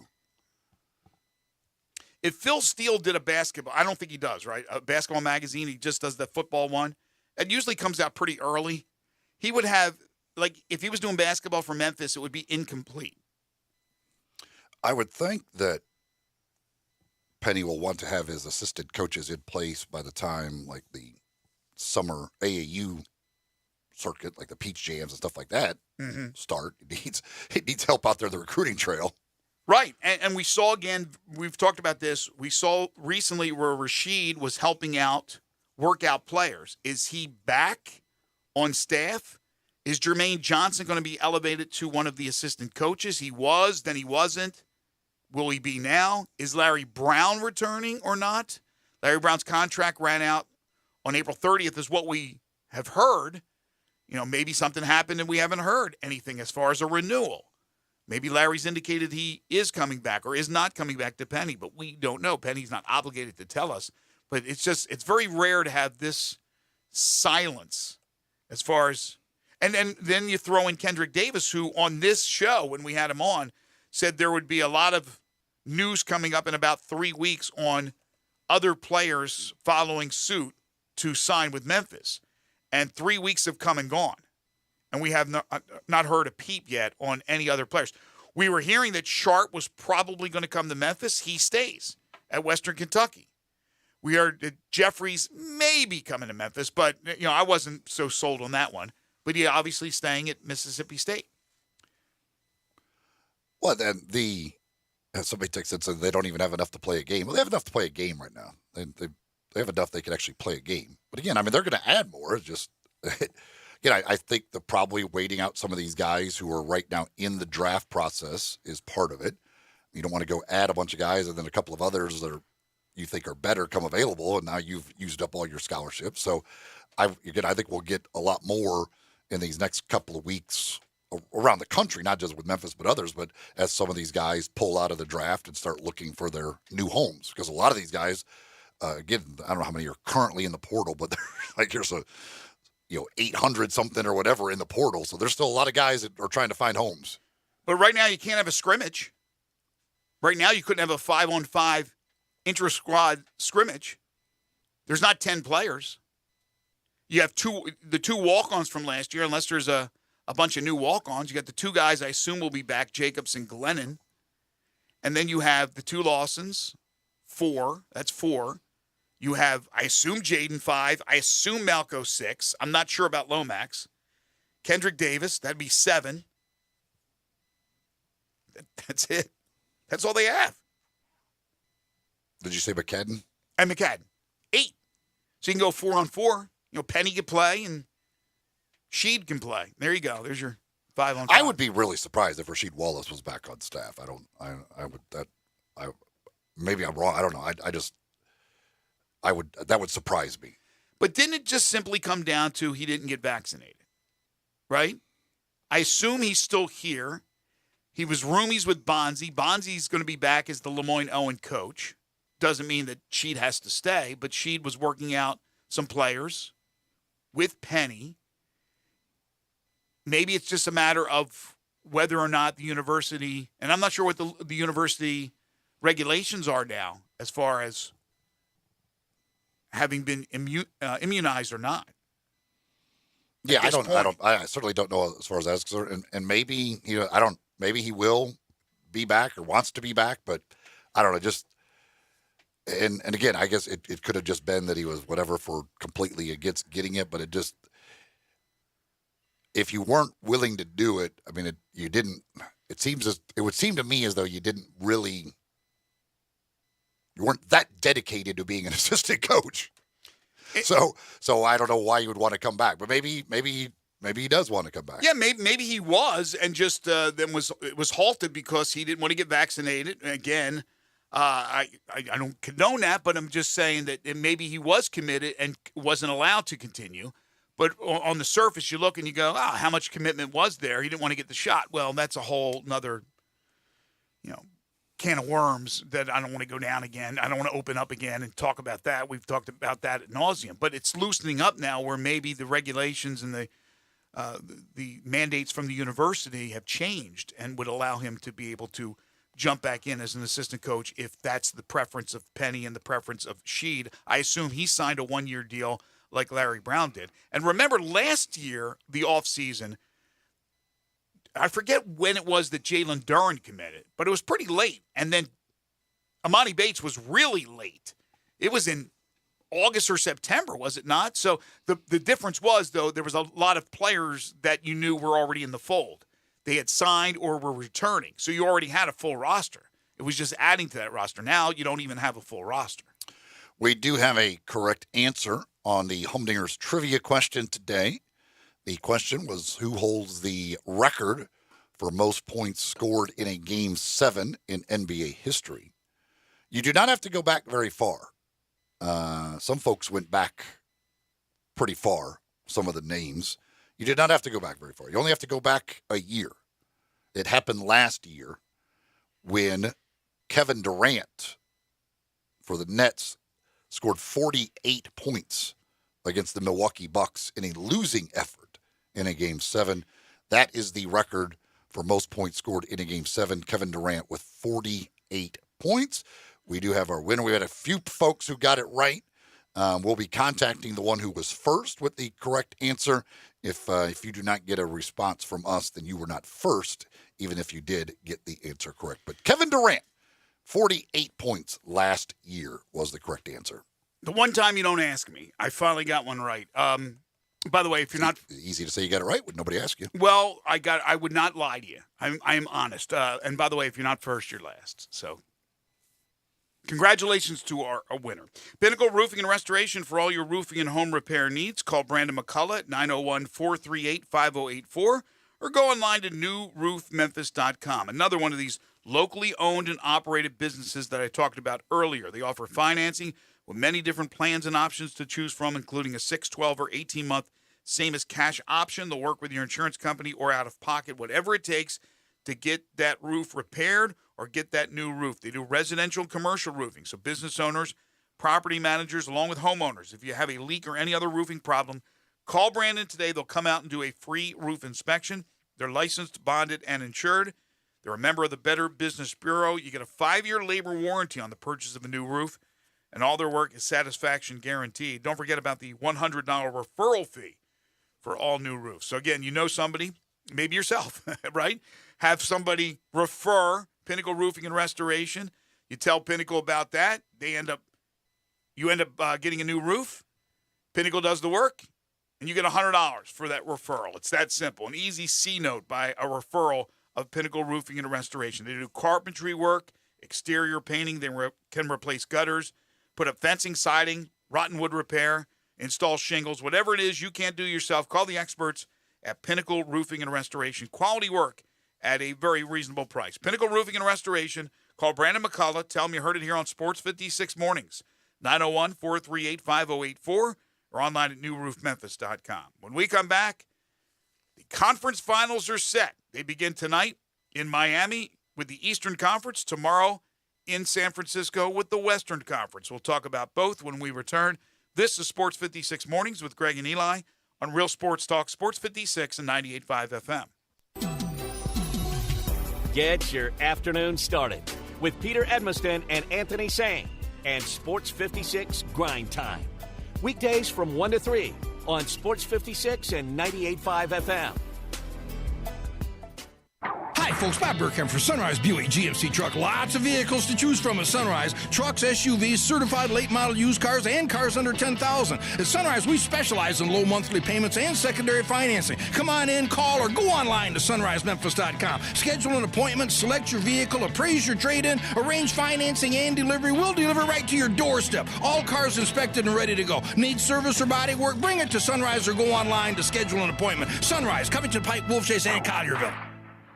It's time to vacation at home with Family Leisure. That's right. Enjoy a vacation in your own backyard with a little help from Family Leisure. Like play gyms and trampolines, they're now $500 off. And those trampolines, by the way, they've got that mesh on the side, so trampolines are now safe and you'll be the hit of the neighborhood. They've got hot tubs in stock and ready to go, and you can get up to $1,000 off when you pick them up. All kinds of do-it-yourself pool specials, like savings of up to $1,500 on all in-stock pools when you pick it up and install them yourself. And if you're looking for patio furniture, then stop on in, because they have tons in stock and they're ready for you to pick up. So get ready for that vacation at home with the help from Family Leisure. Family Leisure's Vacation at Home sale. It's happening right now at Whitten Road and I-40, where family and fun truly do come together. It's a hot summer's day. You just finished cutting the lawn. Maybe you're getting off the golf course. You need something to refresh you. I've got just what the doctor ordered. In fact, it's called Poppy's Pills. Poppy's Pilsner. That's the best, and it comes from Grind City Brewing. It's light, crisp. It is that refreshing Pilsner. They say it's ultra crushable. Remember how Taco Bell stopped selling the Mexican pizza? Everybody lost their minds? Poppy Pilsner is the only thing that can ease that broken heart. Now, that came from an eyewitness named Sarah. Some people say it's sexy. It's light, it's refreshing, it's local. And for me, well, it just doesn't get any better than that. Ultra crushable, built for speed. It's available in 6-packs or 15-packs. You just ask your favorite retailer about it. Best enjoyed ice cold. It's what the doctor ordered. It's Poppy's Pills from Grind City. Is your wife asking you to stop eating junk food? Well, we have you covered at Humdinger's. It's quick and it's healthy, and most important, it tastes amazing. With many choices from salmon salad to rainbow trout and grilled asparagus. Come visit us for lunch at Humdinger's, 6300 Poplar Avenue. So good, Coach Penny eats with us weekly. Don't forget, Humdinger's offers full-service catering for weddings, social events, or your corporate lunches. You can call 901-260-8292 to find out more. Sports 56 traffic. We still dealing with the police situation out on Lamar and Shelby Drive. Also, we got a few new accidents here. Accident on I-240 West at Perkins. The left lane is blocked. That's I-240 West at Perkins. The left lane is blocked. Germantown Parkway South at Fisher Steel, working an accident there. Then we got a stalled vehicle from the 101 connector north at Highway 51. It is on the off ramp there. So that's from the 101 connector north at US 51. The stalled vehicle is on the off ramp. Keep it right here. This is your Sports 56 traffic update.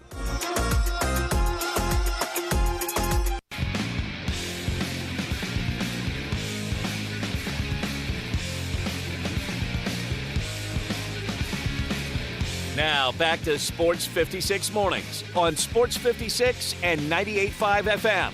This hour is brought to you by James Gaddis Jewelers. To reveal the full spectrum of its dazzling color. Here once again, Greg Gaston and Eli Savoy.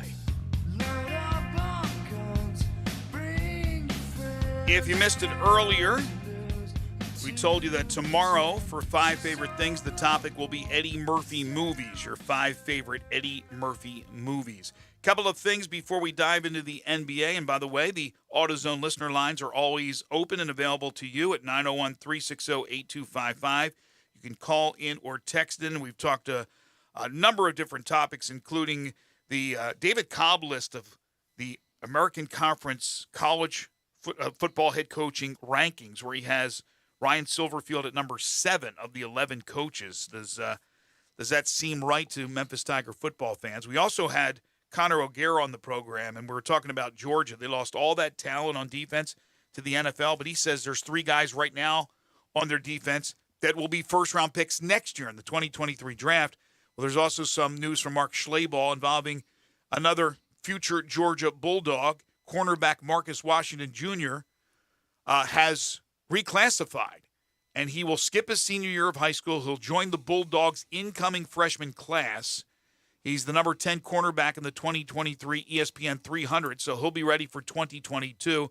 Not sure if he'll be ready to go and play in that first year, but he is a highly sought-after cornerback who picked Georgia, and it makes a lot of sense. His father, Marcus Washington, played for Mark Richt from 2005 through 2009.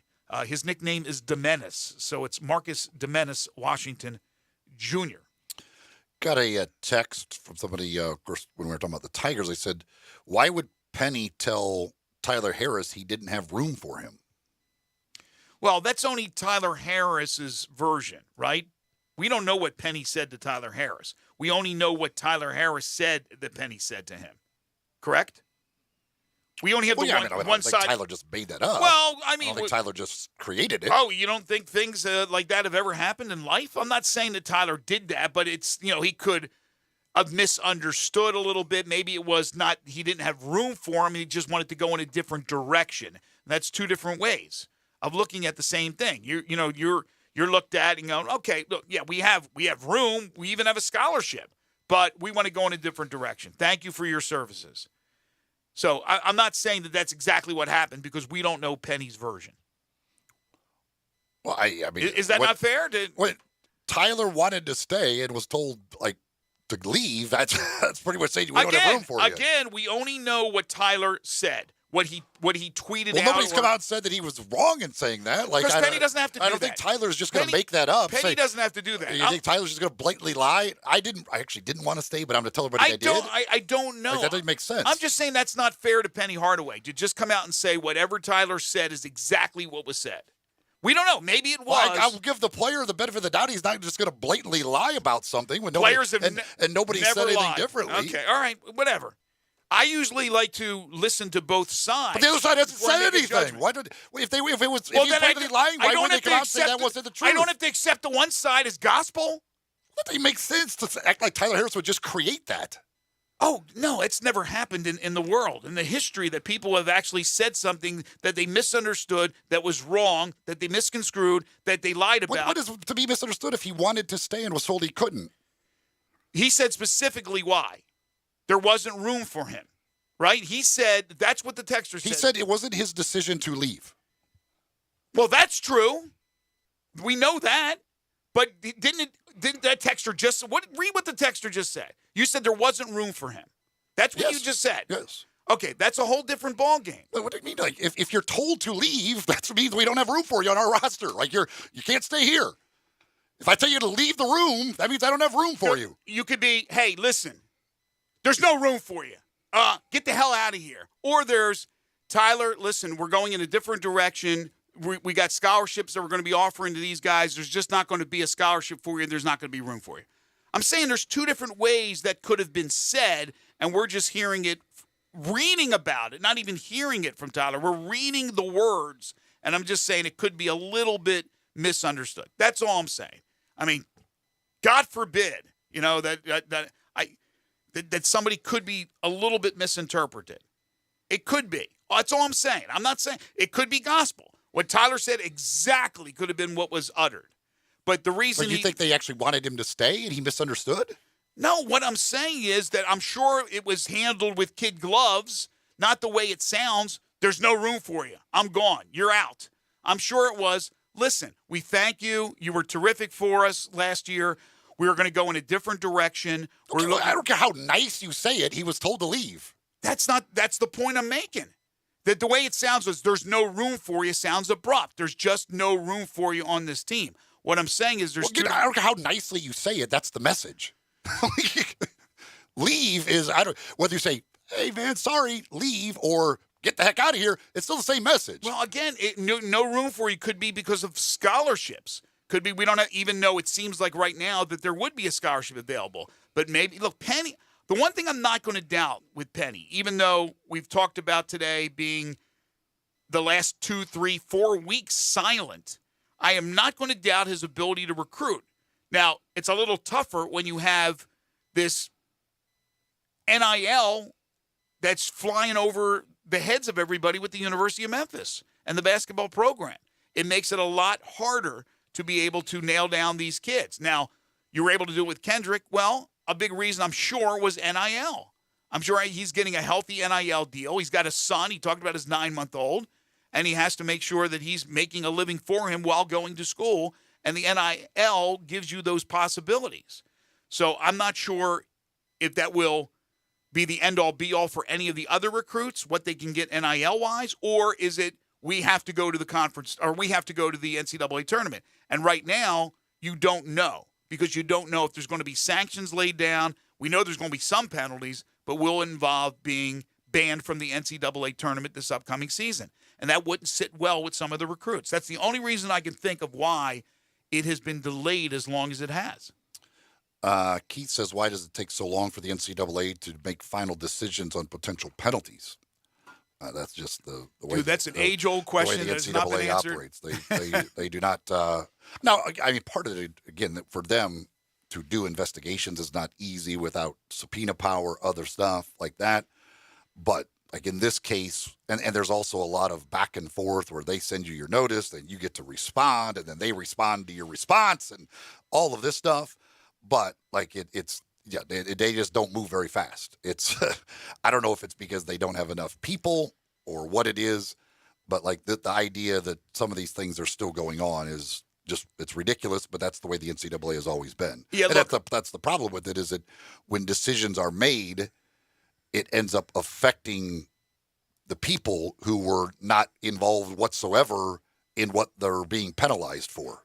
I'm not going to sit here and back up the NCAA. I mean, a lot of decisions they make are arbitrary. I don't know the reasoning behind some of the things they do, but I would think that a part of the problem has been staffing. I just don't think they have the amount of people that is needed to be able to handle all these cases that they have and do it in a timely manner. I think that's a part of the problem. But the thing, there's also a lot of red tape. Like the thing with Memphis, I don't know why they couldn't have had the hearing by now. Like I don't know what the wait is to have a hearing and then move along and hand down penalties. Right. I don't know if there is legal maneuvering going on right now of back and forth of more responses to responses to responses, but it is I don't know. It's just it's always done this way. I mean, you're not entitled to a speedy trial. Apparently, talking about things, some of these things that have happened, 4 or 5 years ago still aren't addressed by the NCAA. And again, what sucks about that is it ends up penalizing players who weren't even anywhere around that school at the time when the things were happening that they're being penalized for. And oftentimes the coach is gone, all of the players are gone, and then the school and the current coach and the current players get the penalties for what was done in the past. Yeah, and that's why the emphasis now is, or at least what we're told, is to not penalize the current players. So we'll see how that ends up being the case, because the only way to not penalize the current players who weren't involved is by not banning them for the postseason. That's why there are a lot of people out there that believe the penalties will not include any type of postseason ban. Another texter here says, can't wait for tomorrow to hear Sam Pittman on the show. He's a great guy and even better interview. I'm glad he got a shot at running a program. He's doing a hell of a job after the Chad Morris debacle. Arkansas loves Coach Pittman. Yes, sir. He's been terrific. He's been on with us a couple times before. Love having him on. We have to ask about the hog statue outside in his lawn, which lights up and really cool. Have you seen that? I have not seen that. You got to look it up. It's a really neat little thing. He is he's done a great job, and he is a perfect fit for that Arkansas program. He and that program, they go together very, very well. No question about it. All right. Well, we've gotten off track of the NBA, but that was fun to talk about that topic, the Tigers and the situation with Tyler Harris. But when we come back, it's all about the Eastern Conference Finals, Boston and Miami, and the Western Conference Finals, which begin tomorrow, Dallas and Golden State. Later on in the show, we'll talk plenty of golf. Steve Sands will join us from Southern Hills in Tulsa as we'll preview the PGA Championship. This is Sports 56 Mornings with Greg and Eli on Real Sports Talk, Sports 56 and 98.5 FM. Let former Memphis Tiger Gabe Kuhn and Brett Norsworthy take you home every afternoon with Sports Time on Sports 56. Weekdays from 3 to 6 here on Sports 56 and 98.5 FM. Barden Stone has been serving the Mid-South area for over 3 generations. What sets them apart and makes them unique? Landscape Stone Center. They have one of the largest selections with a wide variety of colors and sizes, all the way from cobblestones to garden rock and pebbles from ground cover, plus fieldstone and flagstone, stepping stones and stacking stones, even landscape boulders. In addition to a wide variety of stones and rocks, Barden Stone staff is very knowledgeable.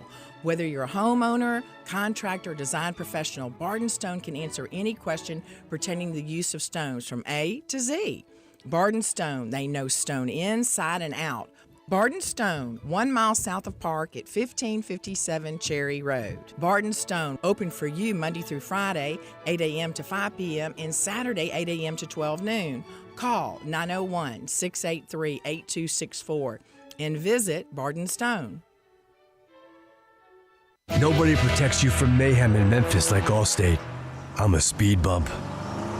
Did you hear what I said? I'm a speed bump. And if you have cut-rate car insurance, the cost to reattach your muffler could really be a bump in the road. So switch to Allstate, save money, and be better protected from mayhem, like me. Based on coverage limits selected, subject to terms, conditions, and availability. In most states, prices vary based on how you buy. Allstate Bar and Casualty Insurance Company and affiliates, Northbrook, Illinois.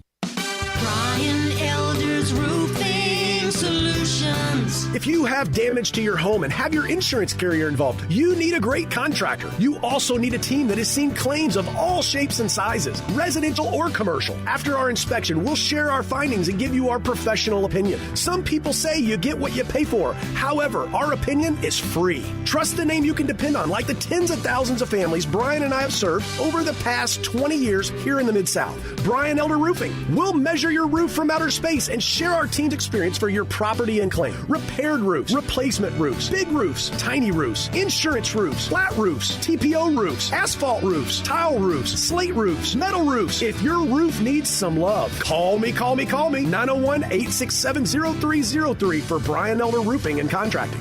Call 867-0303. Brian Elders Roofing Solutions. Your favorite Italian deli, Lucchese's, now ships. For over 25 years, Memphis has trusted Lucchese's to feed their loved ones. And now they've created 4 great comfort food meals that can be shipped across the country to your family and friends. Enjoy lasagna, ravioli, tortellini, spaghetti, Italian spinach, and delicious sauces with no MSGs, no preservatives, and no artificial colors. Lucchese's can ship anywhere in the U.S. All you need to do is go online to lucchese's.com to place your order or call 901-766-9922. Now, back to Sports 56 Mornings. Isn't it a lovely morning? On Sports 56 and 98.5 FM. This hour brought to you by James Gaddis Jewelers. Here once again, Greg Gaston and Eli Savoy.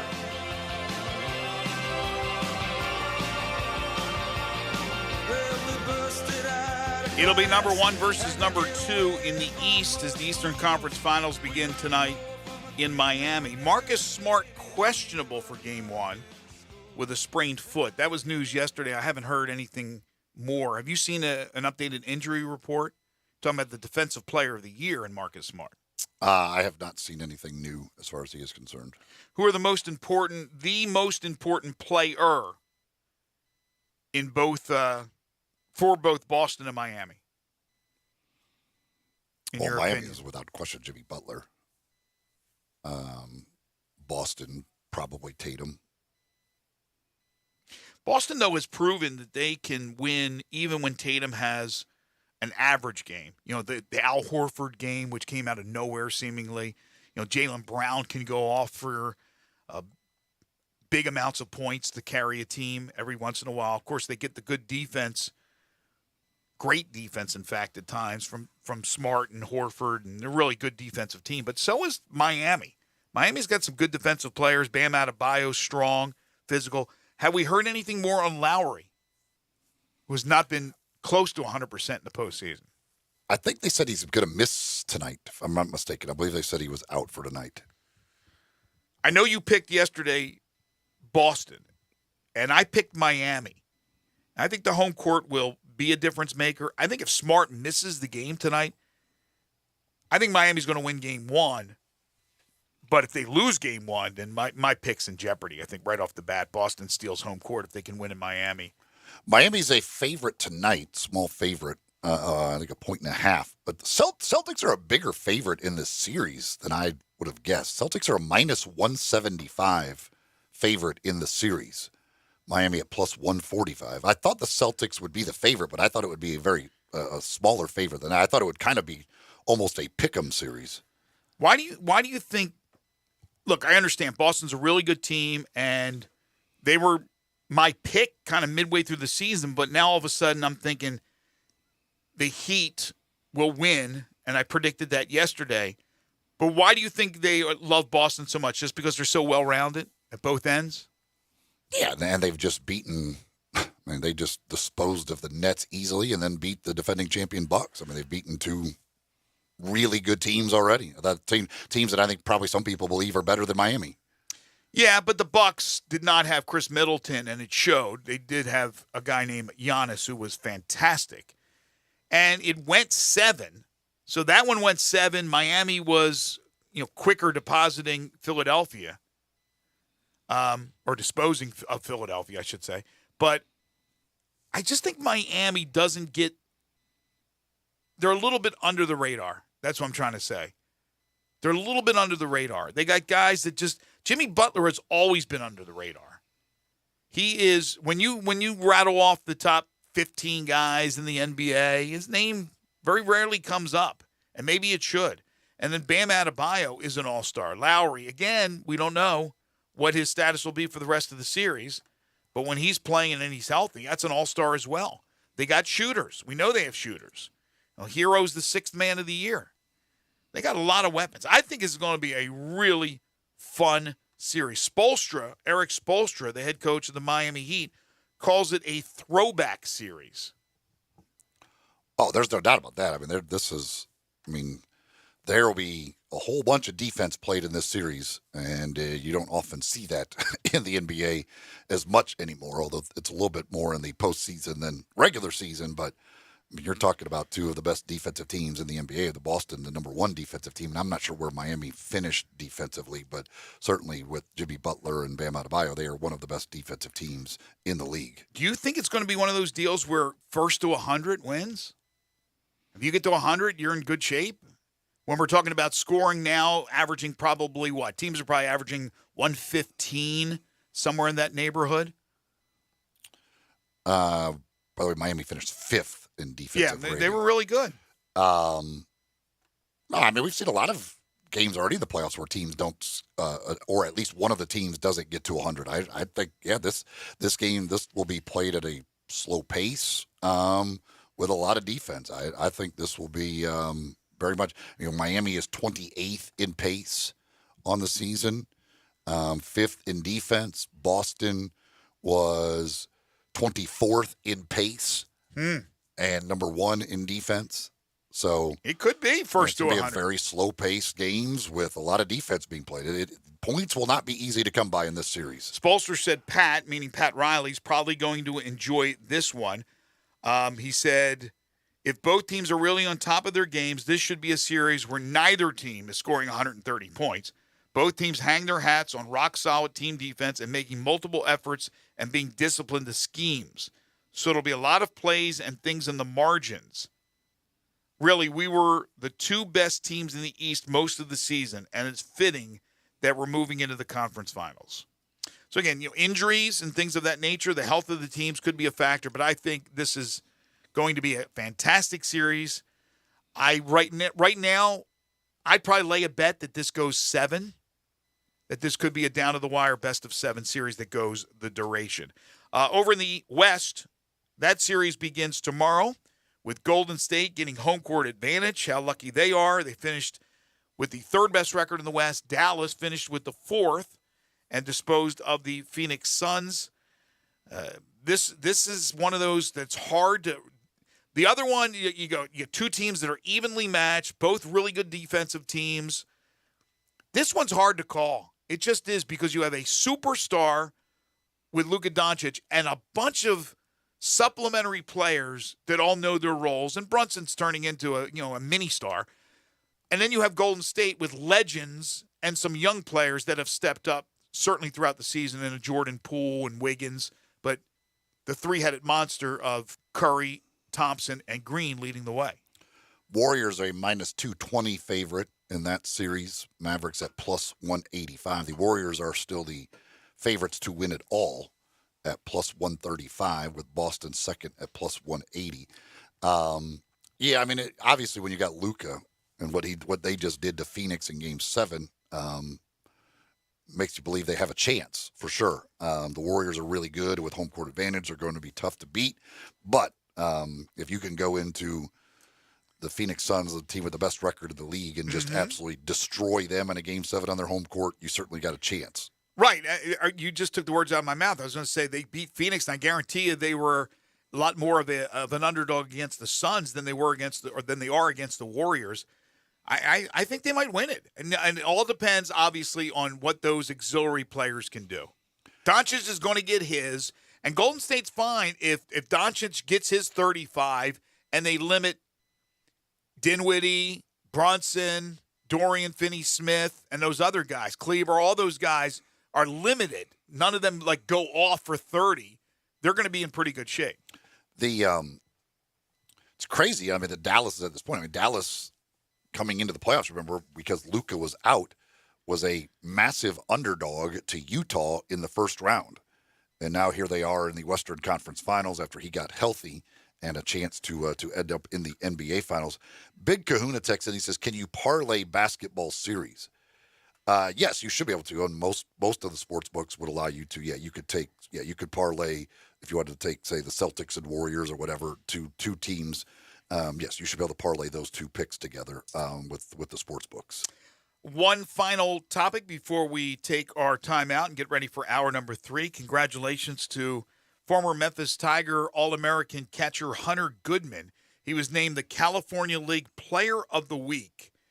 He went 12 of 26. That's a .462 clip. Hit 3 home runs, added a triple, a double, and knocked in 13 runs for the week in leading his Fresno Grizzlies to a very successful week in the California League. So Hunter Goodman is off and rolling in his professional career, doing some good things, and hopefully before too long, one day we'll be talking about Hunter Goodman in the major leagues. We need to take a timeout. We'll come back with hour number 3. This is Sports 56 Mornings with Greg and Eli on Real Sports Talk, Sports 56 and 98.5 FM.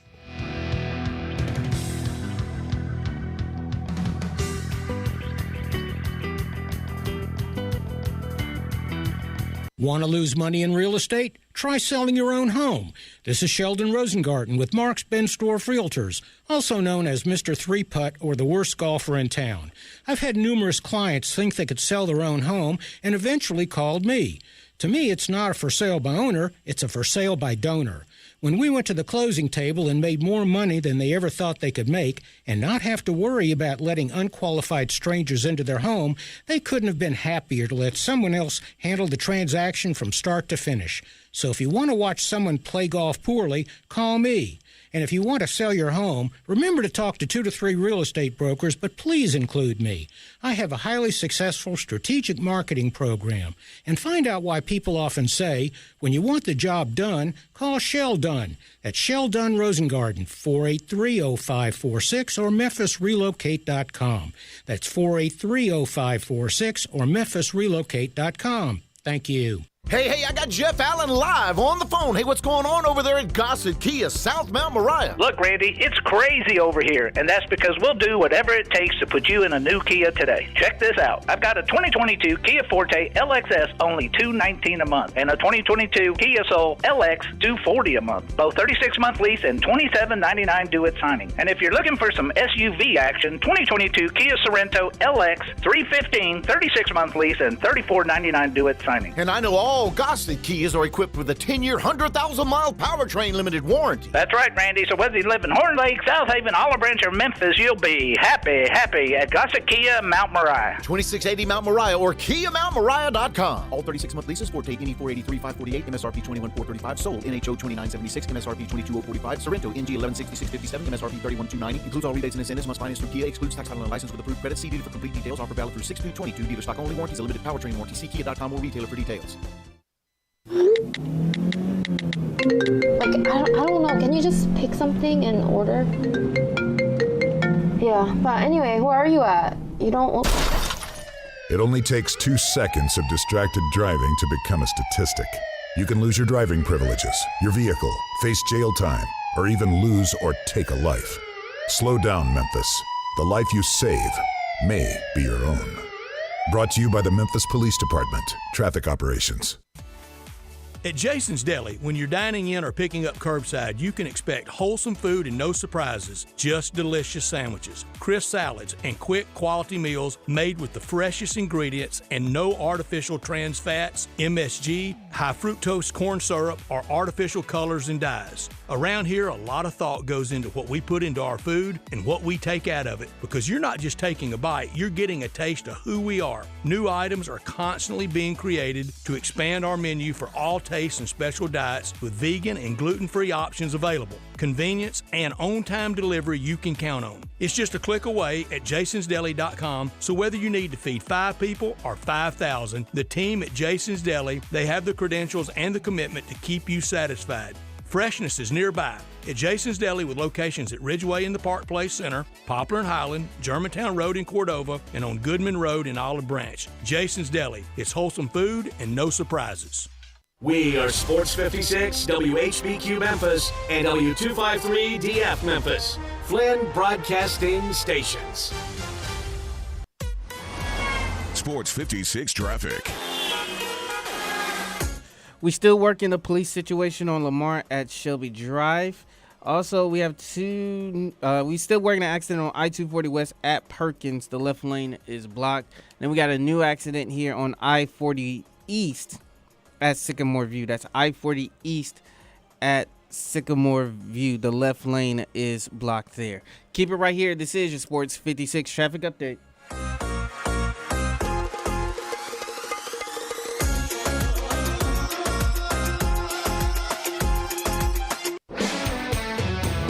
Now back to Sports 56 mornings on Sports 56 and 98.5 FM.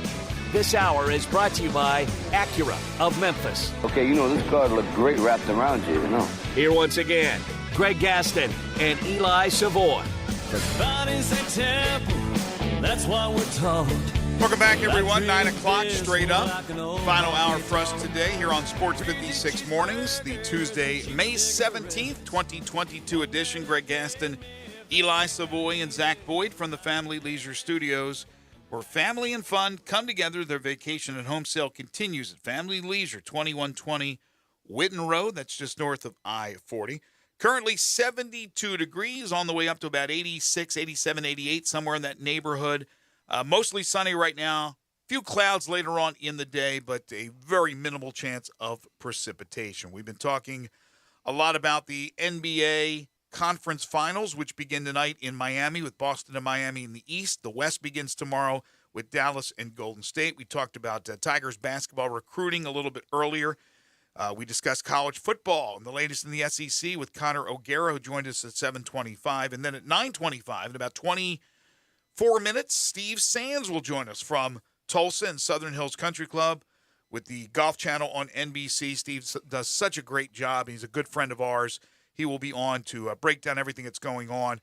Jack Nicklaus had some interesting things to say yesterday, Eli, including that the Saudi Arabian organizers had offered him more than $100 million to be the face of this new series, golf series, this invitational tour, and he turned them down twice, he said, once verbally and then once in writing. He's old school. He turned them down in writing as well. And then, of course, they eventually went on to Greg Norman, the Shaq.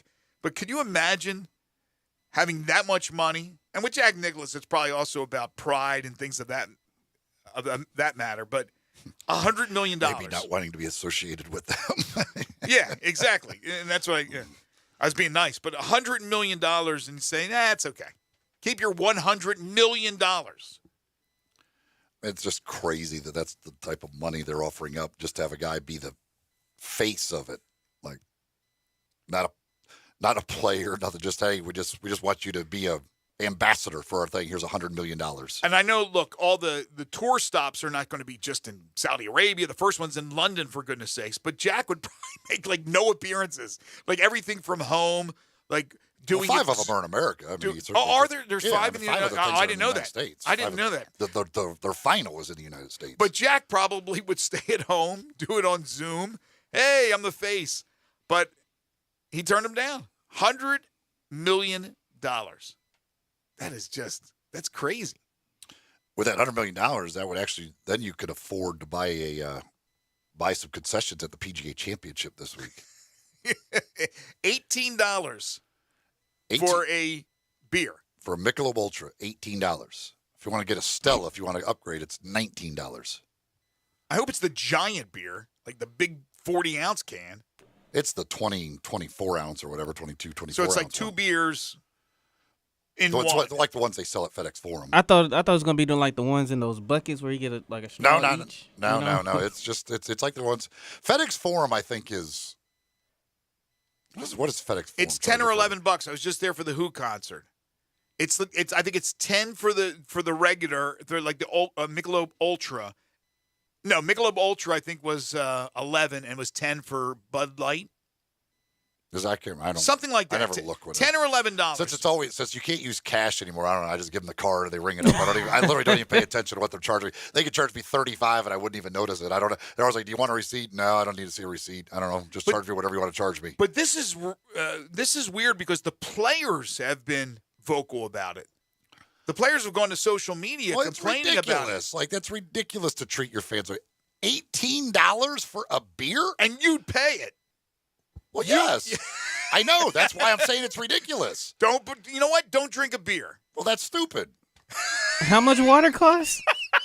Water was $6 a bottle, I think. Jesus. $6. You can buy a case of water for how much over at Kroger?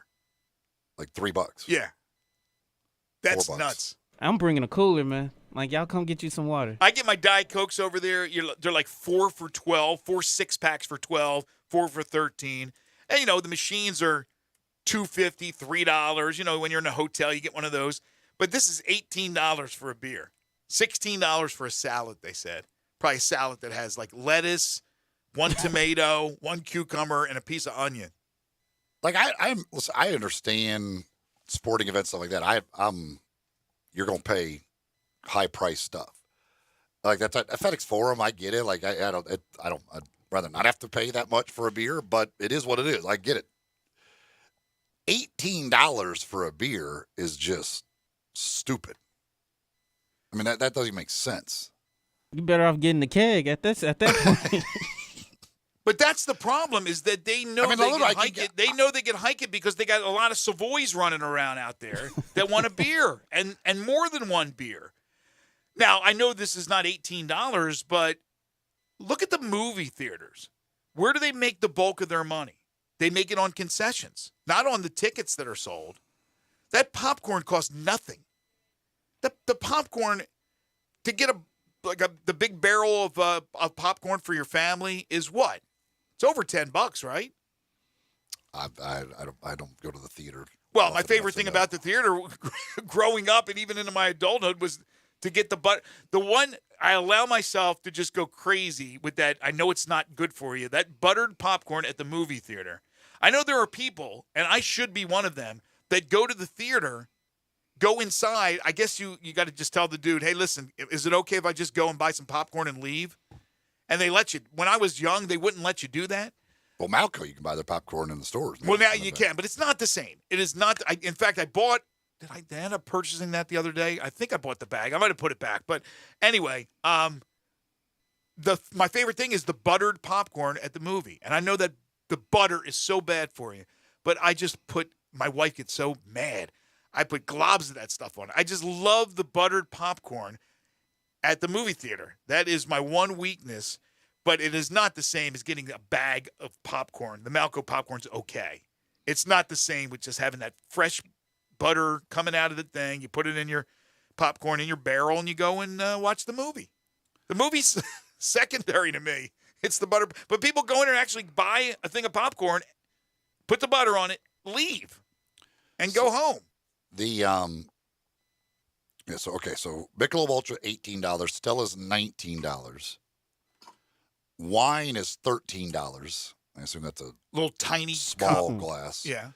Michelob Ultra Organic Seltzer is $19. Jeez. Bottle of water is $6. Aquafina water $6. Souvenir cocktails are $19.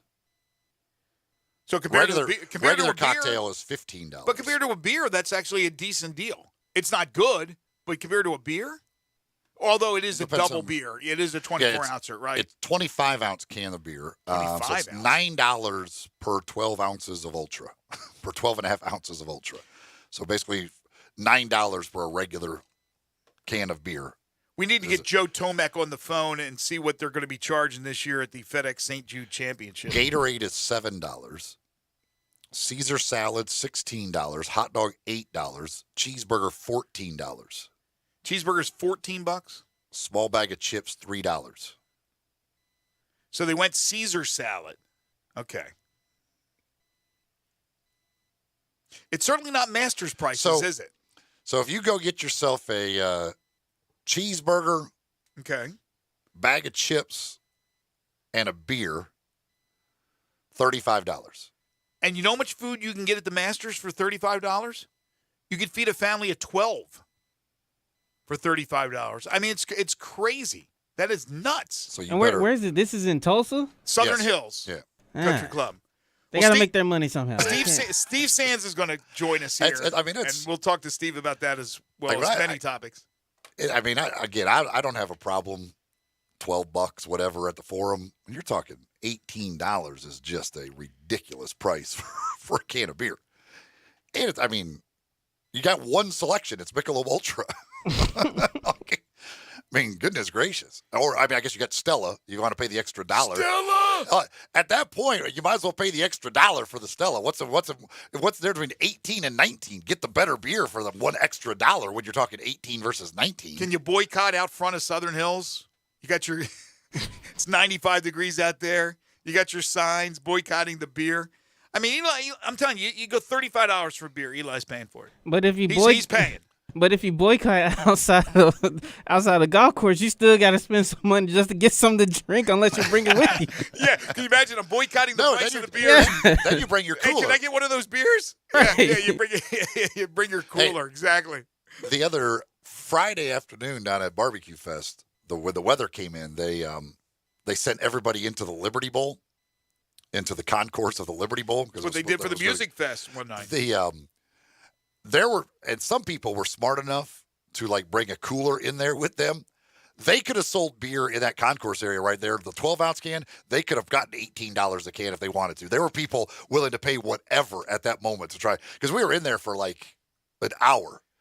And like me, I didn't even think about it. I took one beer in there with me. So the last 50 minutes I was in there, I was crazy. I would have been willing to pay whatever if somebody would offer me a beer. But that's then you can get $18 a beer. That was an emergency situation. This isn't an emergency situation. Come on, we don't have to rip off the golf fans. Just give them again, $12, $13. Is that not enough for you to make off a beer? I wonder what the cost of that can of beer is for them. I wonder what their profit margin is on one What is can it, of Shark Tank? Yeah, it's not much. Our buddy Chuck texts in. This is pretty crazy. Nashville has the new soccer stadium, state-of-the-art soccer stadium. So Chuck went up to the game. He said beer $16, hot dog $12, bottled water, get this, $8. Says doubt I'm ever going back, and I'm a season ticket holder. Wow. They're paying for the stadium, apparently, with hot dogs and water and beers. $8 for a bottle of water? I don't understand why anybody would ever buy a bottle of water for $8. Well, you're hot. You're overheated in there. It's only going to get worse this summer. What do they charge over at AutoZone Park to go see a 901 FC game? Like, what's the concession prices? I know Thursday is a little bit like $2 beers or Yes, something like that. you get those special deals where they're giving you like hot dogs for $1 or Yeah. I know the Redbirds have a lot of deals. Of course, there's a lot of games with 901 FC. I'm not sure what it is, but I don't hear people complaining at all. In fact, with AutoZone Park, I do hear people once in a while complaining about the concessions at FedEx Forum, but I don't with the AutoZone Park. Maybe the best bargain in town. A 24-pack of Michelob Ultra beer at Walmart costs $20. Man. You got to find new, innovative ways of sneaking in the beer. I don't think you can, though, at Southern Hills.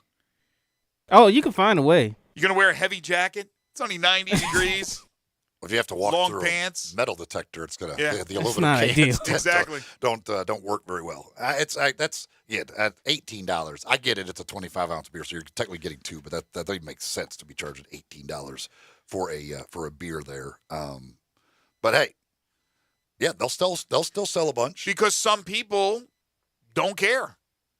They want the beer so bad, or other people, money's not an object. If you're going there, like you're having it, you're gonna have your good time. You're just gonna pay the price. It is what it is. But again, when the players start to hit social media and take up for Joe Q Public, that's pretty cool just to see them saying, these are multi-millionaires going, that is absolutely ridiculous. They know what's ridiculous. So tonight is the NBA Draft Lottery. The on-stage representatives have been announced. Worldwide West will be there. Thought you were about to say World Be Free. Worldwide West will be the representative for the Knicks on stage tonight at the Draft Lottery. Worldwide West. Wow. Oh, my gosh. Charlotte will be represented by P.J. Washington. Cleveland going with Anderson Varejao, team ambassador. Sideshow Bob. The Pistons will go with Richard Hamilton. The Rockets, well, they're just going boring. They got their GM, Raphael Stone. Pacers got their assistant general manager. Oh, they can't even get the regular general manager there? You got to go with your assistant? Tell the general manager to it. He's got things to do. Come on, man. Come on, seriously. He got a vacation to go to, man. Or maybe the kid's graduating. The Pelicans got Swin Cash, vice president of basketball operations. Oklahoma City Thunder going Nick Collison. Orlando Magic, Jeff Weltman, the president of basketball operations. Dame time. Portland will be represented by Damian Lillard. Sacramento going with Domantas Sabonis. The longtime king, Domantas Sabonis, will be representing the Kings tonight. De'Aaron Fox wasn't available? He's been a king for 2 months. They think he's going to bring him luck in the draft lottery? What's that? That is a weird one. The Spurs, David Robinson will be there. The Wizards with Wes Unseld Jr. And then again, the Knicks with William Wesley. Worldwide West, by the way, a cool dude, because I've had many interactions with him. As people know, he was here all the time with John Calipari.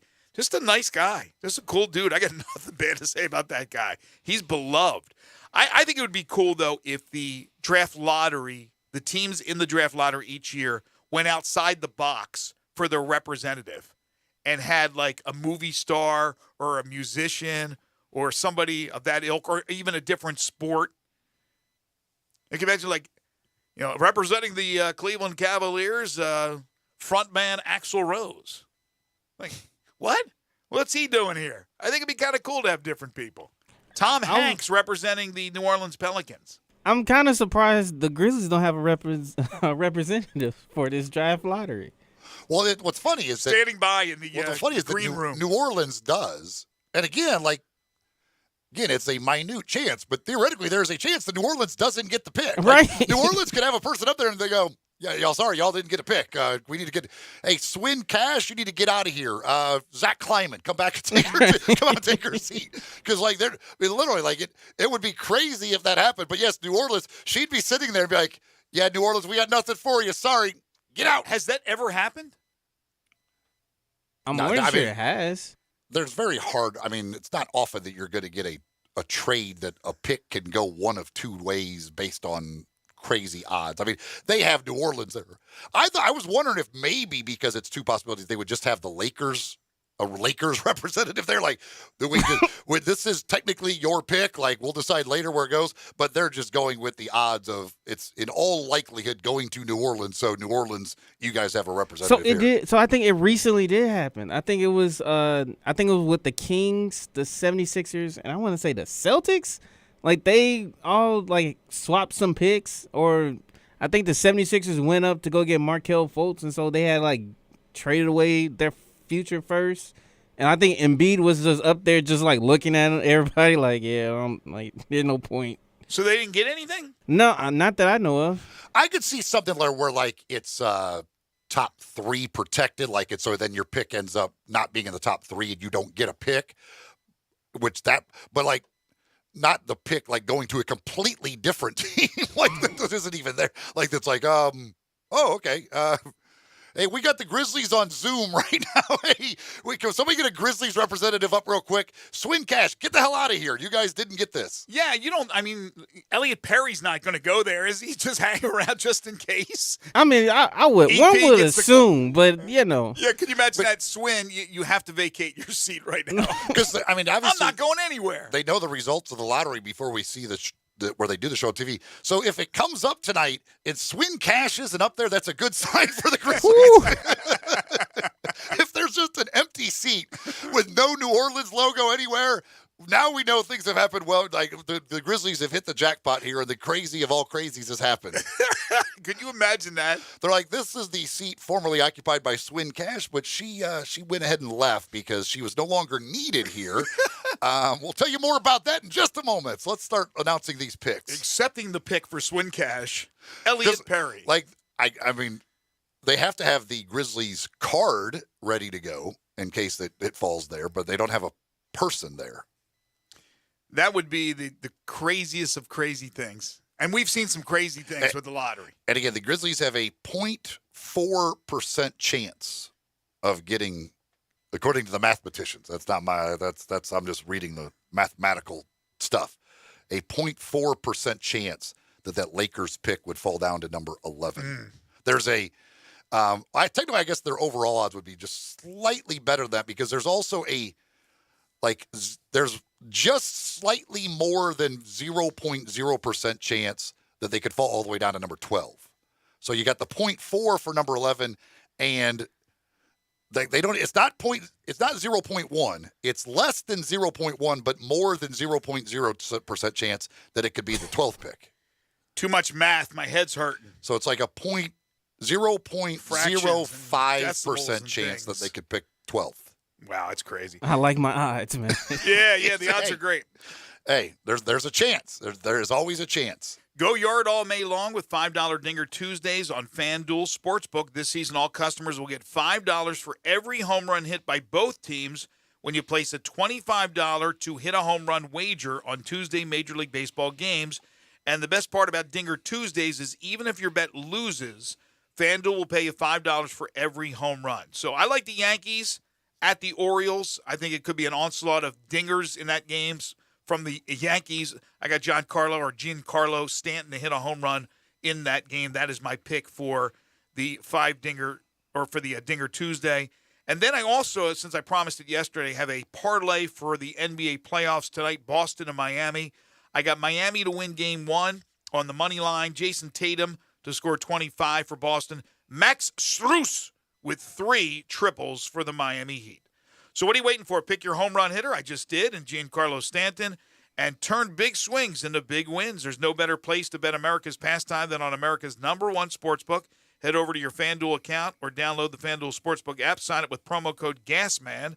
That's promo code GASMAN. Must be 21 or over and present in Tennessee. Bonus issued as non-withdrawable site credit that expires in 7 days. Max bonus is $25. Restrictions apply. See full terms at sportsbook.fanduel.com. Gambling problem? Call Tennessee Red Line at 1-800-889-9789. Somebody texted in and said, I need to get on Eli's beer budget. My wife would not approve, though. Well, there's a simple solution to that. There's 2 ways you can go on that. 1, you buy her a beer also, and then she can't complain. Or 2, You just don't ever tell her how much you spent on the beer. That's or you somehow link up with a company that has a pavilion or has a, those tenant areas where they're going to have it all inclusive.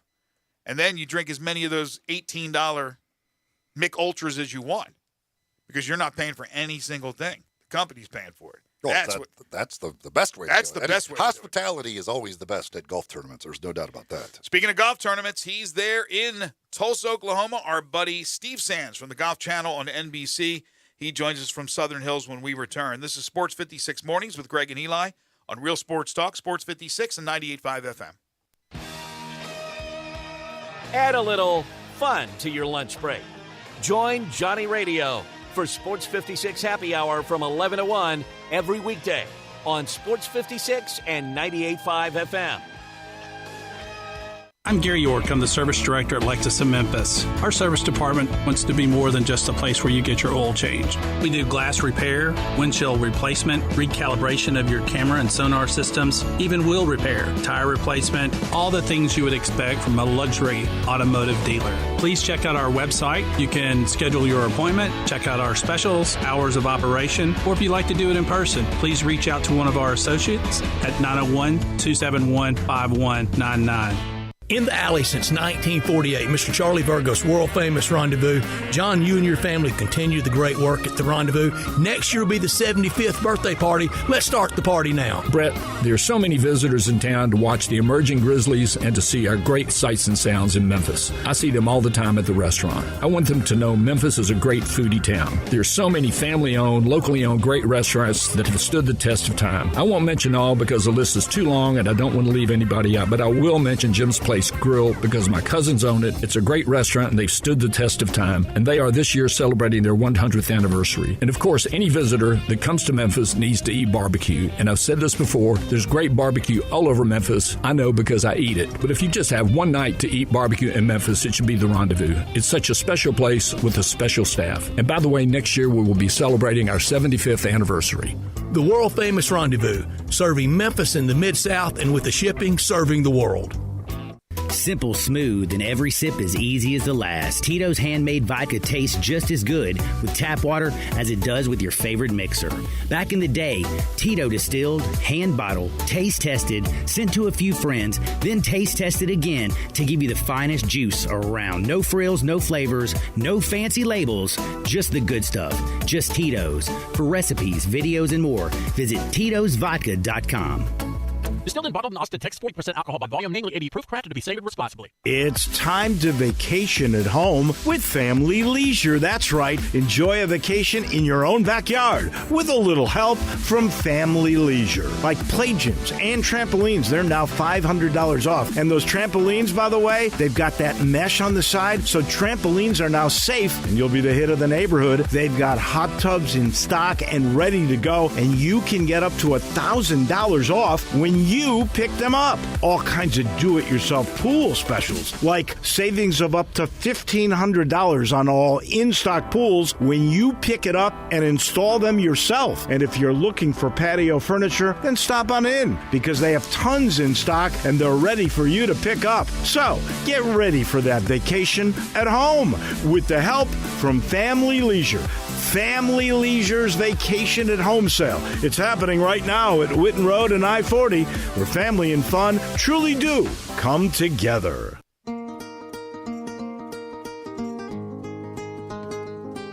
Now back to Sports 56 Mornings on Sports 56 and 98.5 FM. This hour is brought to you by Acura of Memphis. Get them to sign on the line which is dotted.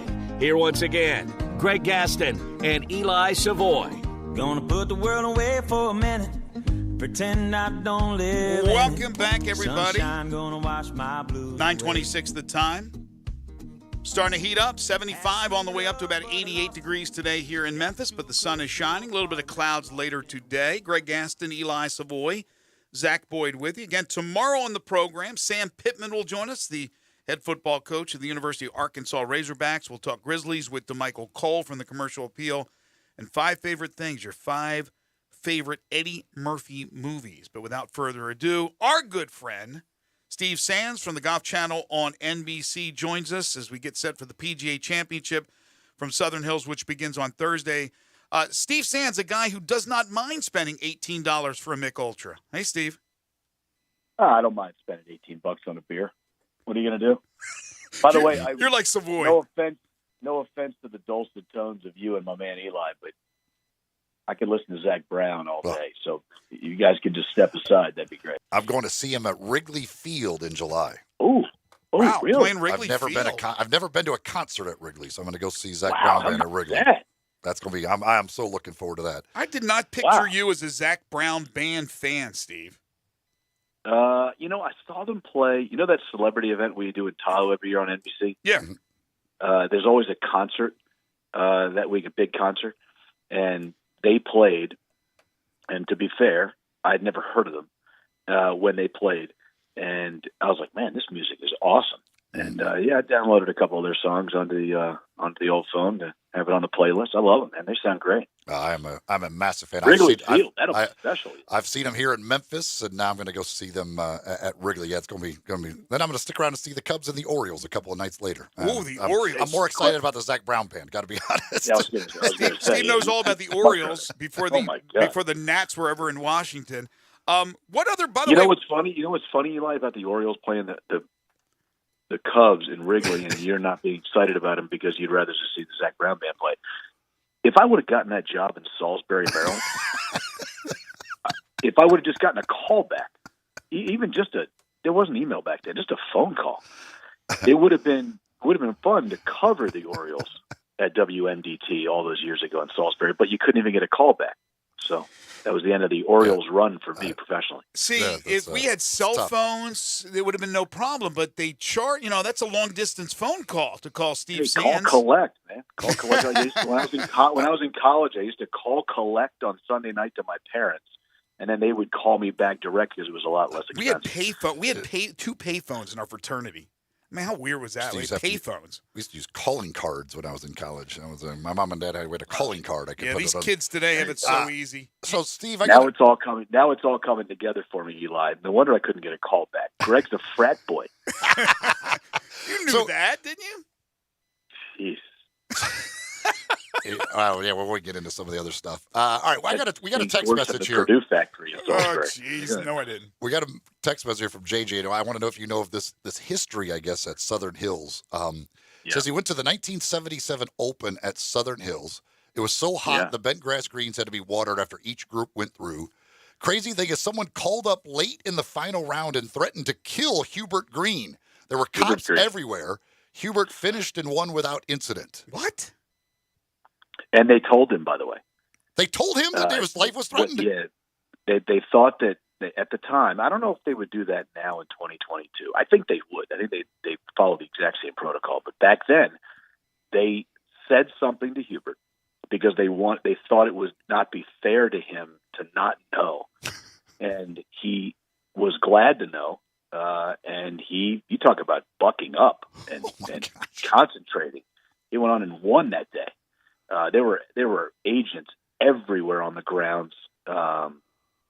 Hubert is Jewish, and it was some bigot or racist or somebody was just trying to make a lot of noise. But that's a it's a huge story in golf, and a very, very well known story in golf. And Hubert Green was an all-time tough guy on the golf course, and he proved it that day, man. That's some severe conditions to play in. Yeah, that brings up the question. If you're trying to win a U.S. Open and your life has been threatened, do you want to know that? Or would you rather just say, don't let me know? Hey, we're talking about checking leaderboards. This guy, it's like, do you want to know whether your life was threatened? I wouldn't want to know. I wouldn't want to know. It's hard to tell whether, I've talked to a few people who were around, in that era, and it was hard to tell whether or not it was a credible threat, but there's no way to not, security-wise and FBI-wise, and, the people who were around security-wise that week on the golf course, there's no way to handle it other than the way they handled it. Everybody handled it beautifully. The day went on without incident, and who knows what happened as far as the threat, how close it got. But Hubert knew the entire time that was going on, and he still ended up winning. And that's just, you talk about mental toughness. My God. That's pretty incredible. All right, so the Mickelson story, is it dying down? Is it still the hot topic? And what was your thoughts when he first was on the list to play, and we all thought he was going to play, and then he withdrew on Friday? Yeah, I never thought he was going to play this week. And that's not looking at it now, looking backwards. I just never thought he was going to play. I just don't think he's ready to sit there, stand there, and just take the heat that he's going to receive. He'll be welcomed back by the players, excuse me, and he will be welcomed back by the fans. We're a very forgiving society. And, look, at the end of the day, he did this to himself as far as putting his foot in his mouth, speaking too much. But he's Phil Mickelson. He's an incredibly popular player. And I think we've talked about this over the years on the air with Tiger and all the things that have happened to him off the golf course and his injuries as well. But unlike Barry Bonds and Roger Clemens, Eli and Greg, those guys were retired and they were just taking fire all the time. They couldn't go out and compete. Barry couldn't hit a home run and get, cheered and then smile afterwards in an interview and just kind of move along. Roger Clemens couldn't strike anybody out, get cheered as he went into the dugout afterwards, get interviewed, and kind of move along. Guys who can compete can get through these types of things. So Tiger is probably more popular now than he's ever been in his career. And that's because he's played his way through all of the things that have happened to him, going back to the car accident, back at Isleworth when he was married to Elin, to now. And if Phil would just, to me, and maybe you guys think differently, but don't you think he'd be better off just getting out there, taking it, playing, and getting it over with? Yep. At some point, he's going to have to play, unless he just goes full-fledged Matt Lauer and doesn't show up again publicly. He's going to have to come out and play at some point. I think he ought to just get it over with. Yeah, I mean, it's pulling the Band-Aid. I mean, if you're planning on playing at some point, I mean, it doesn't waiting. I don't know how much longer waiting is really going to matter. It's eventually going to happen, so you're going to have to. You might as well just go ahead and do it. Here's the question, though: have you ever gambled from the booth with Phil Mickelson like Gary McCord? Oh, yeah, maybe not on the record. Sure, no. Look, man, Eli, there's so much going on with Phil on and off the golf course all these years. I really hope that he finds his on-ramp back into the fray here. Not that a fan, not a fan. I mean, I just think he's great for the game. He's an iconic player. This week he's supposed to be celebrated, Eli. Think about this, Eli. Yeah. He's the oldest major champion in the history of the sport. Last year's win at Kiowa was a top 5 moment, maybe the best moment in all of sports in North America. He's not some random player. He's a guy who's one of the top 10 players in the history of the sport. He's a legend. He won last year at the oldest major championship win of all time, and he's not here this week to be celebrated. It's just crazy what's taken place in the last 12 months with him. Steve, do you think he's basically been kind of told not to come? I mean, why wouldn't you? Like you said, why wouldn't you come and face the fire? I don't understand this. To me, you tell me, you guys have been around as long as I've been doing this. With the three of us, we've been around forever. Tuesday, PGA Championship Week, you're the defending champion. You're Phil Mickelson, the oldest major champion in the history of the sport. You stand at the podium. You take the heat for 30 minutes. You take your sunglasses off. You take your hat off, and you look people in the eye. You act, accordingly. You act politely. You take all the questions. You don't say no to anything. And you be contrite and you're honest, and then you play a practice round, and then you play a practice round tomorrow, and then you say, guys, I'll see you tomorrow. Thanks. Thursday, first round. Got to speak to people, TV, radio, podcasts, internet, everything, writers. And then isn't it not over, but isn't it over? Like how long does it last when you can play? Right. So to me, let's just get it over with. And to me, a major championship is the best place to do it because you're the most protected in this sport as a player at the majors. Mm-hmm. The access is just a touch less. The energy is that much higher. I don't know, man. And now it lingers. Now it lingers. Yeah, now it continues. I agree. So Tiger has a win at Southern Hills. He's out of how many more weeks now to get a little stronger, recover since the Masters. What's the expectation after he surprised a lot of people at the Masters? It's so up in the air, Eli. It's a great question, but it can't be answered. You just don't know. Will he have 2 decent days like he had at Augusta and then run out of gas because it's just so hard on that lower right leg to be able to compete, for 4 consecutive days out here walking a difficult golf course? Southern Hills, by the way, is no cakewalk as far as a walk. It is not an easy walk. It's not Augusta, Eli, but it is a very difficult walk. He has good vibes from winning here in 2007, but the golf course is completely different. He's completely different. The field is completely different. I don't know what the expectations are. I'll say he makes the cut and then, doesn't compete for a title. But it's supposed to get really windy here Thursday and Friday. He has a little bit of rust on his game from not playing, too often. Obviously, he's played at the Masters, but that's the only one he's played in the last year and a half. So I don't know. I think it's going to be a difficult task for Tiger this week. Steve, with the way Scheffler's played, is he the man to beat? Say it again, Greg, I'm sorry? With the way Scheffler has played, is he the man to beat? Yeah, sorry about that. I didn't hear you. That's okay. I guess. He loves this golf course. He's won a Big 12 championship on this golf course when he was at Texas. And he has said before, I believe, it's his favorite golf course. Really? Maybe one of the top 2 or 3 favorite golf courses he's ever played.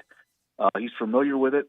And he's familiar with it, in recent times, which is a difference, than a lot of people, because a lot of people have seen this golf course, the way it used to be as opposed to the way it is now. I don't know. Do people win 2 majors in a row? No, it doesn't happen in this sport. Back-to-back major championships. Coming in as the number 1 player in the world, all the pressure on him now. But it is the first time, Greg, that he's playing in a major as a major champion. He has more confidence coming in here than he's ever had at any other major championship, including the Masters when he had those, wins previously, because he's done it before. He's closed the deal. He's a high ball hitter. Don't love that in the wind, but he's a Texas guy, so he knows how to play in the wind. So there's a lot of yay and nay, a lot of left and right here. But I'll say he does not win, just because in this sport, the pedigree of the sport will tell you that winning back-to-back majors is just so brutally hard. Jon Rahm returned to the winner's circle in Mexico. Certainly one of those guys. Is he back into form? Could we be seeing Rahm with another major? Absolutely. Now, I was in Mexico, Eli, calling that event, and man, did John play well. He was the favorite coming into the week. He was the highest-ranked player coming into the week, and he proved it and showed his mettle and led basically wire to wire. He was the guy to catch the entire week. He comes into this golf course playing well, rested, knows the venue. He's been here for a few days. He's played practice rounds previously. I think Jon Rahm is absolutely on your short list as far as winners come Sunday night. PGA Championship, look, we've had a lot of big-name winners, Hall of Famers, but we also have those, rarities, right? Dudes win the PGA, and that's their only win, and some guys come out of nowhere. Who are a couple of guys you think that really aren't on the radar that could compete for the title? You're talking about maybe Memphis' own Sean McKeel, like at Oak Hill, sure, Rochester, sure, coming, out of the pack. I think there are a couple of guys. It's going to sound goofy because he won last week, but no one is going to pick K.H. Lee. K.H. Lee has a chance to win this week in back-to-back weeks. He won last week in Dallas. I don't know what it is about this part of the country that he enjoys so much because he won back-to-back times in Dallas. But I think K.H. Lee, even before he played and won last week, was a guy who was playing well, on the move, and I think K.H. Lee could perform very well here. I think, you know the name Will Zalatoris? Sure. Mm-hmm. I think Will Zalatoris has a chance to compete here this week. Will Zalatoris is as good a ball striker as there is in the world of golf. Now, his putter is a little shaky. Not as shaky as Greg's, Eli, but it's a little shaky. It was terrible last week, too. There you go. Will, not me. If Dallas, yes, both were terrible last week. Good to know. It's great to know since I'll be there in August. Maybe I'll take a couple dollars from Greg. But by the way, we have to do dinner when I'm in. I can't. I'm so the psyched three that of us have you're going to never be done here. dinner. No, we're gonna do it up, man. Three of us have never done dinner before. I can't wait. We're doing it. To do that. I hope. I know it's a home game, and I don't want to bother you guys while you're home. Are you kidding me? Catch up with you guys when we're in town.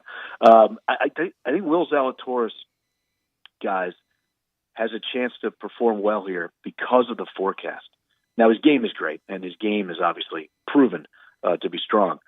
But the forecast this week is for big-time wind, and that means the more crisply you hit the golf ball, the better off you're going to be.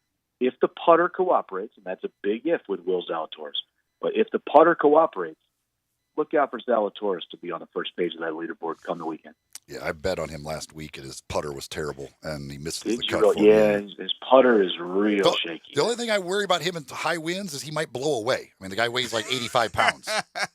It's unreal. I mean, you talk about a guy who could use a full slab at rendezvous. Oh, gosh. No question. Of course, he cuts through the wind. The wind, it's tough to hit him. He's too thin. It's tough for the wind to hit him. I bet him. You know, he put on like 20, 25 pounds. That's hard to believe. And he's still incredible. tiny. I saw him early this year. I was joking. I don't know what it was. Late last year, I was in the booth somewhere, and I said, "God, can someone please get this kid a triple cheeseburger?"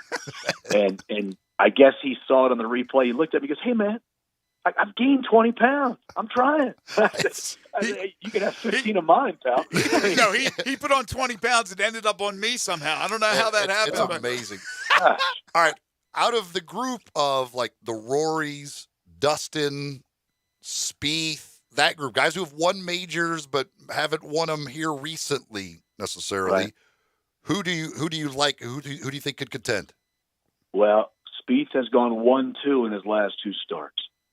He's trying to win the career Grand Slam. Only 5 guys have ever done it in the history of the sport.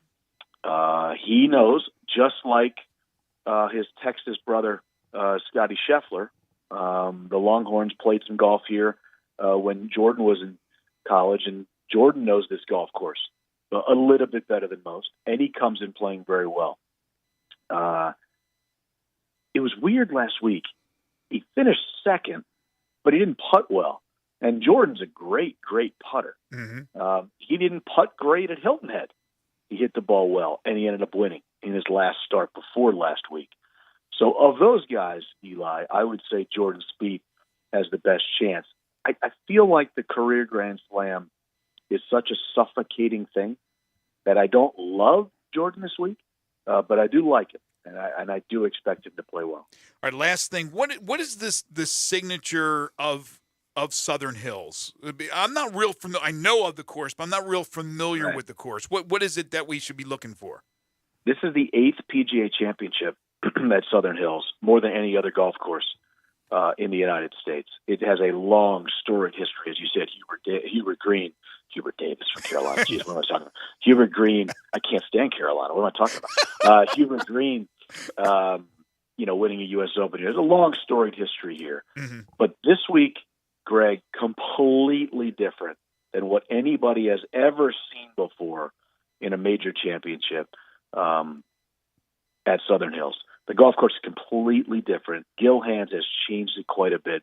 The fairways are generous, and they're more generous than most PGA Championship venues. But the greens are so severely sloped, they're fast, and in and around the greens, balls are just going to roll right off. So you're going to see a lot of guys hit the fairway, and then you're going to see a lot of guys miss the green. Mm-hmm. And the short game is going to be huge this week. And by the way, Scotty Scheffler has as good a short game as anybody on the planet. But I think a lot of guys are going to miss the greens this week, Greg, because of the way the green complexes are, the severity of the slopes, the speed of those greens, and also the runoffs. So I think people need to look at that as they watch over the course of the 4 days from Thursday to Sunday. He is the best in the biz. He's Steve Sands, Golf Channel on NBC. Have a great week. And then I guess if it permits your schedule, we'll talk to you before the Open.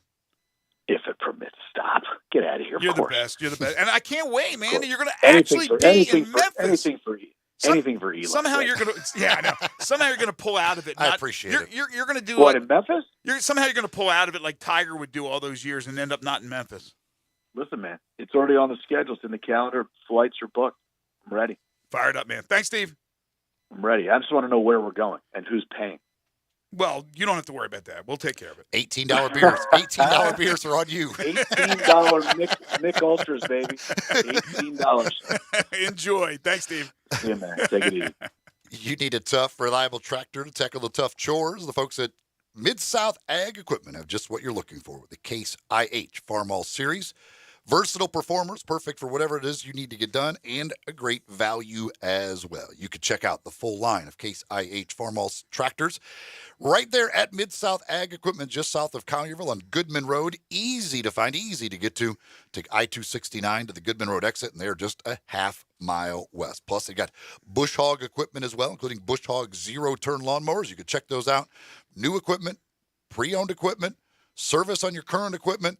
They do it all for you at Mid-South Ag Equipment. Again, just south of Collierville on Goodman Road. Check them out online as well at midsouthag.com. When we come back, if you thought you had a bad weekend, I got an athlete who tops yours. I guarantee he trumps yours. We'll talk about that. Wrap up the show when we return. This is Sports 56 Mornings with Greg and Eli on Real Sports Talk, Sports 56 and 98.5 FM. Join the voice of the Tigers, Dave Woloshin, for Wolo and Friends. Weekday mornings from 10 to 11 here on Sports 56 and 98.5 FM.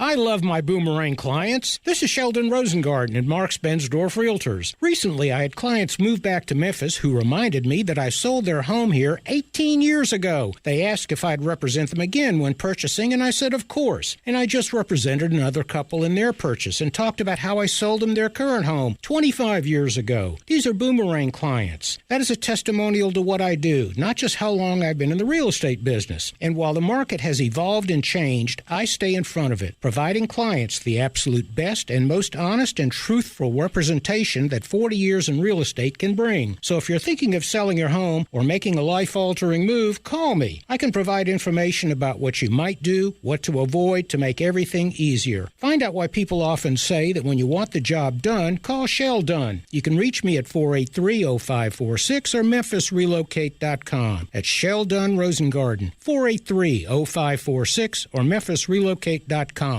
Hi, this is Lauren Choate with Choate's Air Conditioning, Heating, and Plumbing. Now that the warmer weather has arrived, let Choate's perform their $99 20-point AC tune-up to get your AC ready for the hot summer months ahead. Also, Choate's is offering our half-off 1 pound of Freon coupon on our website for you to use. Does your HVAC system need to be replaced? If so, right now is an excellent time to take advantage of Carrier's 60 months no-interest financing on select systems. Want to improve your indoor air quality? Choate's is also offering our new ABCO air purifier for $100 off when you get your air ducts cleaned. UV technology sterilizes biological contaminants and neutralizes odors and toxic VOCs. Match that technology with getting your air ducts cleaned, and you'll have the indoor air quality your family needs. Better call 347-8086 today. These specials won't last long. Turn to the experts with Choate's and let our family serve your family.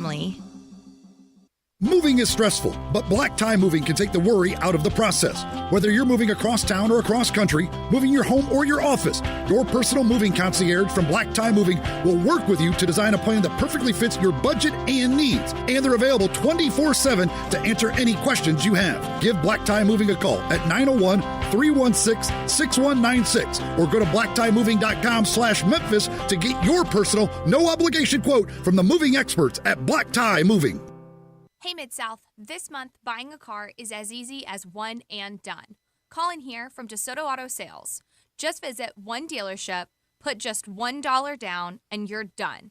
You could drive a nicer, newer car today. Even if buying a car has been hard in the past, we've got the one and done solution for every situation. Still owe on your current lease or loan? One and done. Payments too high? One and done. Nervous about past credit mishaps? One and done. Because my For the People credit approval process is the one to get it done. It's that easy. So ditch your old ride and drive a nicer, newer car for just $1 down. Only at my one and done sale. I'm Colin, and I'm your dealer for the people. See all the cars online at DeSotoAutoSales.com. That's DeSotoAutoSales.com.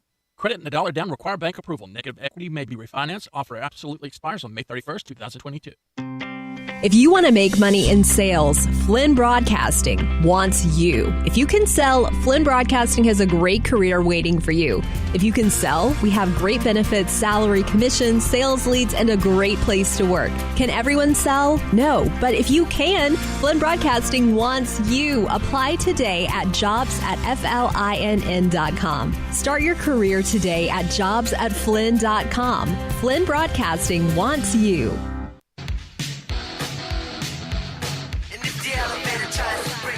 Now, back to Sports 56 Mornings on Sports 56 and 98.5 FM. This hour is brought to you by Acura of Memphis. Here once again are Greg Gaston and Eli Savoy. So according to reports, Deshaun Watson will meet with the National Football League. I guess the NFL has done most of their investigation. We'll see what comes of it. There's going to be some sort of suspension to start the season. I think that's apparent, but how long? In the meantime, Watson continuing to get acclimated with his new teammates in Cleveland. He's going to host several of his offensive teammates in the Bahamas this weekend, where they have been told masseuses will be there aplenty. I'm going to guess massages are on the on the docket for everybody this weekend. What would be your guess? How many games? Suspension. I have no idea. No clue what they will end up doing as far as he is concerned. This half of our program is brought to you by Acura of Memphis. You can find them online at acuraofmemphis.com. Right now you can check out some special financing that they do have available. 2.9% on TLX, among others, the RDX and the MDX as well. Right now, some special financing available that you can take advantage of. Of course, you could go over to see them and on Ridgeway at 385 and talk to them about those special deals. Take a test drive, check out those automobiles right there at Acura of Memphis. Great automobiles and great people to deal with in buying a new automobile as well. Maybe it's a pre-owned vehicle you're looking for. They've got those. They've got the certified pre-owned Acuras. Go check them out again on Ridgeway at 385 and online at acuraofmemphis.com. The fact that, like, ESPN, that they're debating whether James Harden should get a Supermax extension. That's crazy. Like, blows my mind. Like, that this is actually a topic of conversation. I guess they need topics. And by the way, and Patrick Beverley's on there trying to defend James Harden. So that tells you what you need to know about Patrick Beverley. He's criticizing Chris Paul and defending James Harden. That's what we need to know about Patrick Beverley. Yeah, that is ludicrous. If he gets that type of money, that is absolutely crazy. That means you would be paying him like over $50 million when he's like 37 years old. Yeah, he's not even any good anymore.